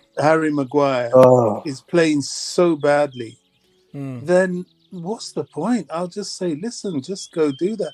It's probably too late for them now. Yeah, they're tied to England already. So yeah, I think it's such a waste because they're never going to play any meaningful part in the England team. So what's the point? Well, Callum did the right thing, didn't he? Callum did the right thing, didn't he? Done the right thing. Yeah, I think he has done the right Ghana, thing. right? With Tariq Lamptey and Eddie Nketiah, people like that. Going to play for Ghana. Yeah, and it spices things up. It makes, the World Cups more competitive, and it might, it's highly unlikely, but it might create an opportunity for one of these sort of minor nations to do something. I remember Mourinho said that like a few months ago, and people tried to criticize him that you have to go and play for your parent countries, to make things more competitive. I got it, but also according to some of my friends, Nigerians that I talk to, it's like the treatment that those players get over there, like they don't get their bonuses, they're gonna sleep on the floor at the airport. Some conditions that the kids who are born like in Europe or other countries are not used to. So they feel like not really at home when they go play for those countries, and they were born in England and they, all their lives and friends there. So kind of forcing them out of their comfort zone. But well, let me put it this way. Have you ever heard of any of these players going to play for their heritage nations, as I would call it, ever coming out and complaining? Have you heard that? Well, some told me, I never have a testimony from one directly, but according to people that I talked to, they said it's a lot of corruption over there. They don't get their bonuses and all that. So I don't know. Who did he play for? I don't know. Probably most of the people that talked to me were like Nigerians. Like even Victor Moses, when he decided to go for Nigeria and then he decided not to go there anymore, it's like a lot of stuff going on. But I don't know. I was even thinking when you go for your national team, the money doesn't really mean much. It's like you give the money to the charity. You get your bonuses, of course, but you give most of the money to charities and help local organizations and stuff. But what I heard from those friends, they just making it sounds like very, very bad. But I don't know. We have to get to the bottom of that. But it's gonna really help. Just imagine all N'Golo Kante playing for Mali. Okay, Kalidou Koulibaly, he went to his heritage because France was taking too much time to call him in the national team. He played in a lower division, in the lower edge and all that. But just giving an example here, Mendy, of course, went because too much competition in France. But if you take like everybody in the France national team, send them to their parent club countries, they are going to reinforce those countries, like they were going to be very, very strong. So I got what Bobby is saying here. But, yeah, I mean, it'll be interesting. I mean, I don't know, how they're treated. I have no idea. I think it'll be very sad if they're not valued. They're not valued in Europe. They're not valued in their sort of ancestral land. That will be really, really sad. But from the few I know of, and they're not many, I've not heard anybody, especially those that, especially like players that I know from Chelsea that, well, there was only one. He went and played for Jamaica. He was always happy to go, and I don't particularly know Victor Moses, but I do know. I did meet and talk with Michael Emenalo. That's why I stick up for him so much. And he had lots of pleasant things because he played in the World Cup. Yeah, he played and I against think Maradona, actually. Yeah. Yeah, I think he actually played in a Nigerian club, and he was always talking very fondly about that experience. So I don't know. I really don't know. But if Jose Mourinho could suggest it, I just think it will really spice things up, and it will stop these guys from wasting their international career.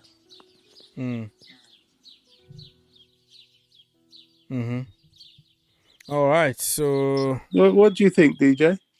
No, I agree with you 100%, Bobby. I think unfortunately there are some players here that, for me, that if they don't get an opportunity to play for England, but they've got England, or they have got other backgrounds, the heritage background, I don't see why they shouldn't go and play there. And what it does for me and how it makes me happy for it is it goes and shows that exact manager who doesn't want to pick him for that nation, what a good player he is and what they're missing out on. Because I'm telling you this right now, people have knocked Callum Hudson-Odoi left, right and centre with his injuries. They've put him down. They've given him a kick up. All the stuff he's been getting, right, from a lot of the...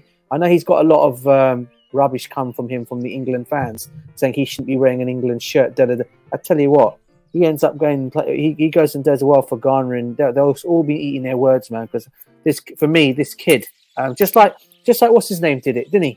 He did it for Ivory. He did it when went and played for Ivory Coast, and he was playing in the England setup, wasn't he? The Crystal Palace winger, Zaha. Zaha. Yeah. You know why I thought about this so strongly, DJ, is that it would improve the England team as well. We will stop doing silly things like picking Harry Maguire when he's in such bad form. Do you know what I mean?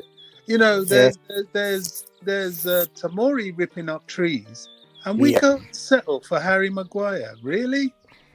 I'm not saying that he shouldn't play for England at all, but when you're not on form, you shouldn't be called up ahead of players that are on form. Yeah. No, agreed. And another player I will mention as well, because speaking of, Carvalho at Liverpool. Yes, he's Portuguese, but I think he can play for the England national team, because I think he's been in this country long enough, I think, to play for England, but he's not going to get a chance. Let's be honest. And I really, really, really hope he goes and plays for my heritage country, because I do rate this kid. I think he's a top talent, and I think if Portugal can get him in their team, I'll be so happy, because England are not going to clearly pick him for me. So England are not going to pick him. Then because we've got so many left backs, as you know, in England. I mean, come on, you've got left back Chile. Left back Chile. Yeah, Chilwell. You've got who's the other one? Who's the one if not Chilwell's not there? Trippier. Is he can play left back. Was it the guy? Who's the one who plays? Who's the one? Yeah. Oh God, Luke Shaw. Yeah, another one. Yeah, I mean, look. I mean, as I said, you've got so many of them there, and I really hope if Carvalho does go, we call him Carvalho. If he does go, I really hope he can go and play in the Portugal setup, because I think he could. I do rate him I do rate him as a player, and even though he's been here for the majority of his life, but because of his heritage, he's similar to me. I've been here all my life, but my heritage and background is I've lived in Portugal, but I've been here all my life because I've been born and bred here.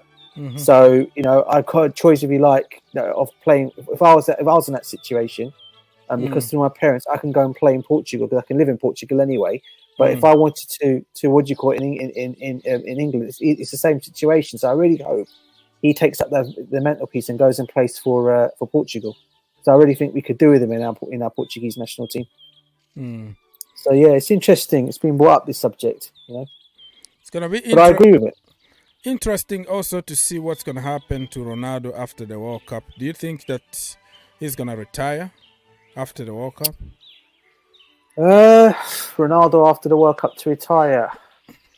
That's an interesting one, because you know that I think this guy. I think for me, this guy, the way he's playing at the moment, I know people are laughing at him. The way he looks after himself, this guy could probably go on to be playing at the age till he's 40. To be honest with you, whether it'll be enough to play in the Portugal national team for that age, I don't know. As long as look at it this way, as much whoever the Portugal manager, obviously our Portuguese manager is, if he thinks he can continue showing the same levels even at age, but gives him the game time, he's still there. He'll still be picked. So that's the thing with Ronaldo, because he looks after himself so well. and you know, I can't. He reminds me very much of Thiago Silva in terms of where they look after themselves. Even we got another Portuguese player called Pepe. You know how this guy's looked after himself. Yeah, Like Pepe's 37, 39. 38 years old, 39 like years old. Look how 120 look at years him. old. Oh man, and he can still play so well. Yeah. So again, it keeps us thinking. It depends on how these guys are, because as you know, nowadays the way people look at how people eat, people the way they've got all these things to go on and on longer with what's out nowadays. The players, sports science and all this stuff. Yeah. They can be there forever, just like the Queen. Yeah. All right. So people, listen, gentlemen, I'm gonna have to let you go, and I'm gonna have to go and pick up my army and do a bunch of other stuff. If you have this closing statement, Mr. Yao, you've been waiting forever. I will, at the end, when I say goodbye to people, I will give you 2 minutes because I feel bad. I'm gonna give you 2 minutes for you to talk, to stay there, and I will take you, my brother. Anybody, closing statement, and see you tomorrow, because we have to continue doing this. It's so boring. I want some company, man. I want people to be here. Let's talk. 100%, mate.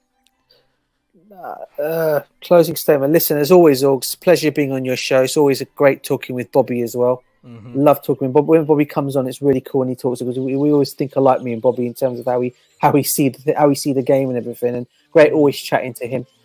Big up to you as always, also having me on your show. Regards to the family, as I always say. And I'll catch you on your next stream, brother, for 100%. Thank you so much, DJ, for helping. Love and peace to the family. Bobby Smokey. Yeah, this was a good one, Orgs, because we talked about a vast area of topics. We really spread the net, and it was nice to touch on things. We didn't even always talk about Chelsea. We just talking about football and life in general. Good one. It was a good one, and it's always a pleasure on your platform. You know, it's a privilege as well, and long may it continue. Yeah, thank you, Bobby. Love and peace to the family, brother, and I will talk to you tomorrow if you have time. Okay, Mr. Yao, listen, I'm gonna take you for just 2 minutes because you've been waiting forever. I feel bad leaving without giving you the voice, so the floor is yours to conclude the show. Let's go. Are you there, Mr.? Yeah, good evening. Good evening, sir. Yeah. I want to talk something about our new striker, Aubameyang. Okay, Aubameyang. How about Aubameyang? Yes. I like him. Where to the number 9 jersey where he carry no.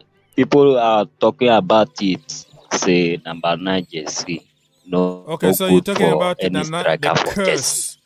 curse of number 9 shirt. Yes. And Aubameyang is wearing the number 9 shirt. So, do you think that is gonna affect him, or you think he's gonna just do good with number 9? For my own opinion now, if it be like that, let him carry number 14. Then we change carry number 4. Carry give Chaloba. Okay, who got our number 14 at the moment? Chaloba? Yes. Okay, so you want Chaloba to go to number 4, and we give number 14 to Aubameyang. Okay. That's all. All right, that is your idea. But Aubameyang himself, he chose number 9. Number 11 was there, or he could have asked, let's say, Chaloba to give him number 14. It happened in football. You know when Kai Havertz joined Chelsea, right? And he was wearing number 29 is like his magic number or something like that. And he asked Tomori, actually, who used to have number 29. So they switched numbers. I think Tomori went to number 14. Kai Havertz took number 29. So if Aubameyang really wanted number 14, probably he was going to ask. But since he went there, and he picked number 9 up, I think we should just respect his decision. And what I see is the number really doesn't play football. I think Aubameyang been poor because of his issues. He got a broken jaw. This guy got beaten by some bad guys in Spain. So you can even tell when he jump, for headers, he doesn't move properly the way we know Aubameyang. So for me, these 2 weeks of international break is going to help him to heal. And after the international break, Aubameyang is going to score goals wearing the number 9 shirt. That's how I think. That's how I see it. I think he's going to score. Right now, he's been all over the place, mentally and also physically. But 2 weeks rest is going to do him good. And it's too late. Anyways, it's too late now to talk about the number 9 curse. I think he already took the number 9. Even if he doesn't wear it now, people are going to say, oh, look at that. Oh, it's true. It's true. He's afraid of number 9. So it's too late. Let's just wish that number is going to bring some luck to Mr. Aubameyang. Anything else you wanted to add before we leave? As he played 2 games, never scored. Arsenal fans are laughing at us. Oh, don't worry about it. Don't worry about it. Some people, they're going to always banter. But listen, when Aubameyang score a hat-trick against Arsenal, it's going to be game over, okay? Who's going to laugh the last? We're going to laugh the last. So let them enjoy the moment. Let them enjoy, because they are in the number 1 position at the moment. Let them enjoy. They are having their time. But we're gonna come back and punish them. Don't worry about it. So okay, I don't think he didn't score in 2 games because of the number in the shirt. I just think that we didn't create enough. Probably he wasn't clinical enough, and like I said, he's struggling mentally and physically. So I'm not a superstitious guy, okay? I don't believe on those things of curse of a shirt or something. But I believe that you can be poor wearing any number, okay? Otherwise, every number 10 was going to be a lucky one, okay? Messi used to have number 10. Maradona used to have number 10. Like, number 10 is like, very blessed numbers, but look at it, even Christian Pulisic struggling wearing number 10, right? Since Eden Hazard, Willian took number 10 from Eden Hazard. He wasn't scoring every single game. He was going like weeks and months without scoring goals. So let's not really blame everything on a number. I think those players just need to practice more and learn how to score goals. All right, Mr. Yao, thank you so much for calling. Yep. And come back next time, all right? Thank you. Thank you so much, my brother. Everybody in the house, much appreciate your help and support. God bless you. I think I will see you tomorrow if I have time. Be here, put your notification on.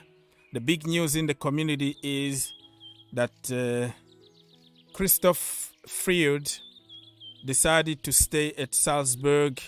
So we are in the mud. Not really in the mud, but we're still looking for somebody to take that position of director of football at Chelsea Football Club. Many names been thrown out there. This guy here, Tim from Leverkusen, and also Paul Mitchell from Monaco, and other names been thrown out there. So let's wait and see what is going to happen. God bless. Be kind to each other. Think outside the box. And I'll see you next time.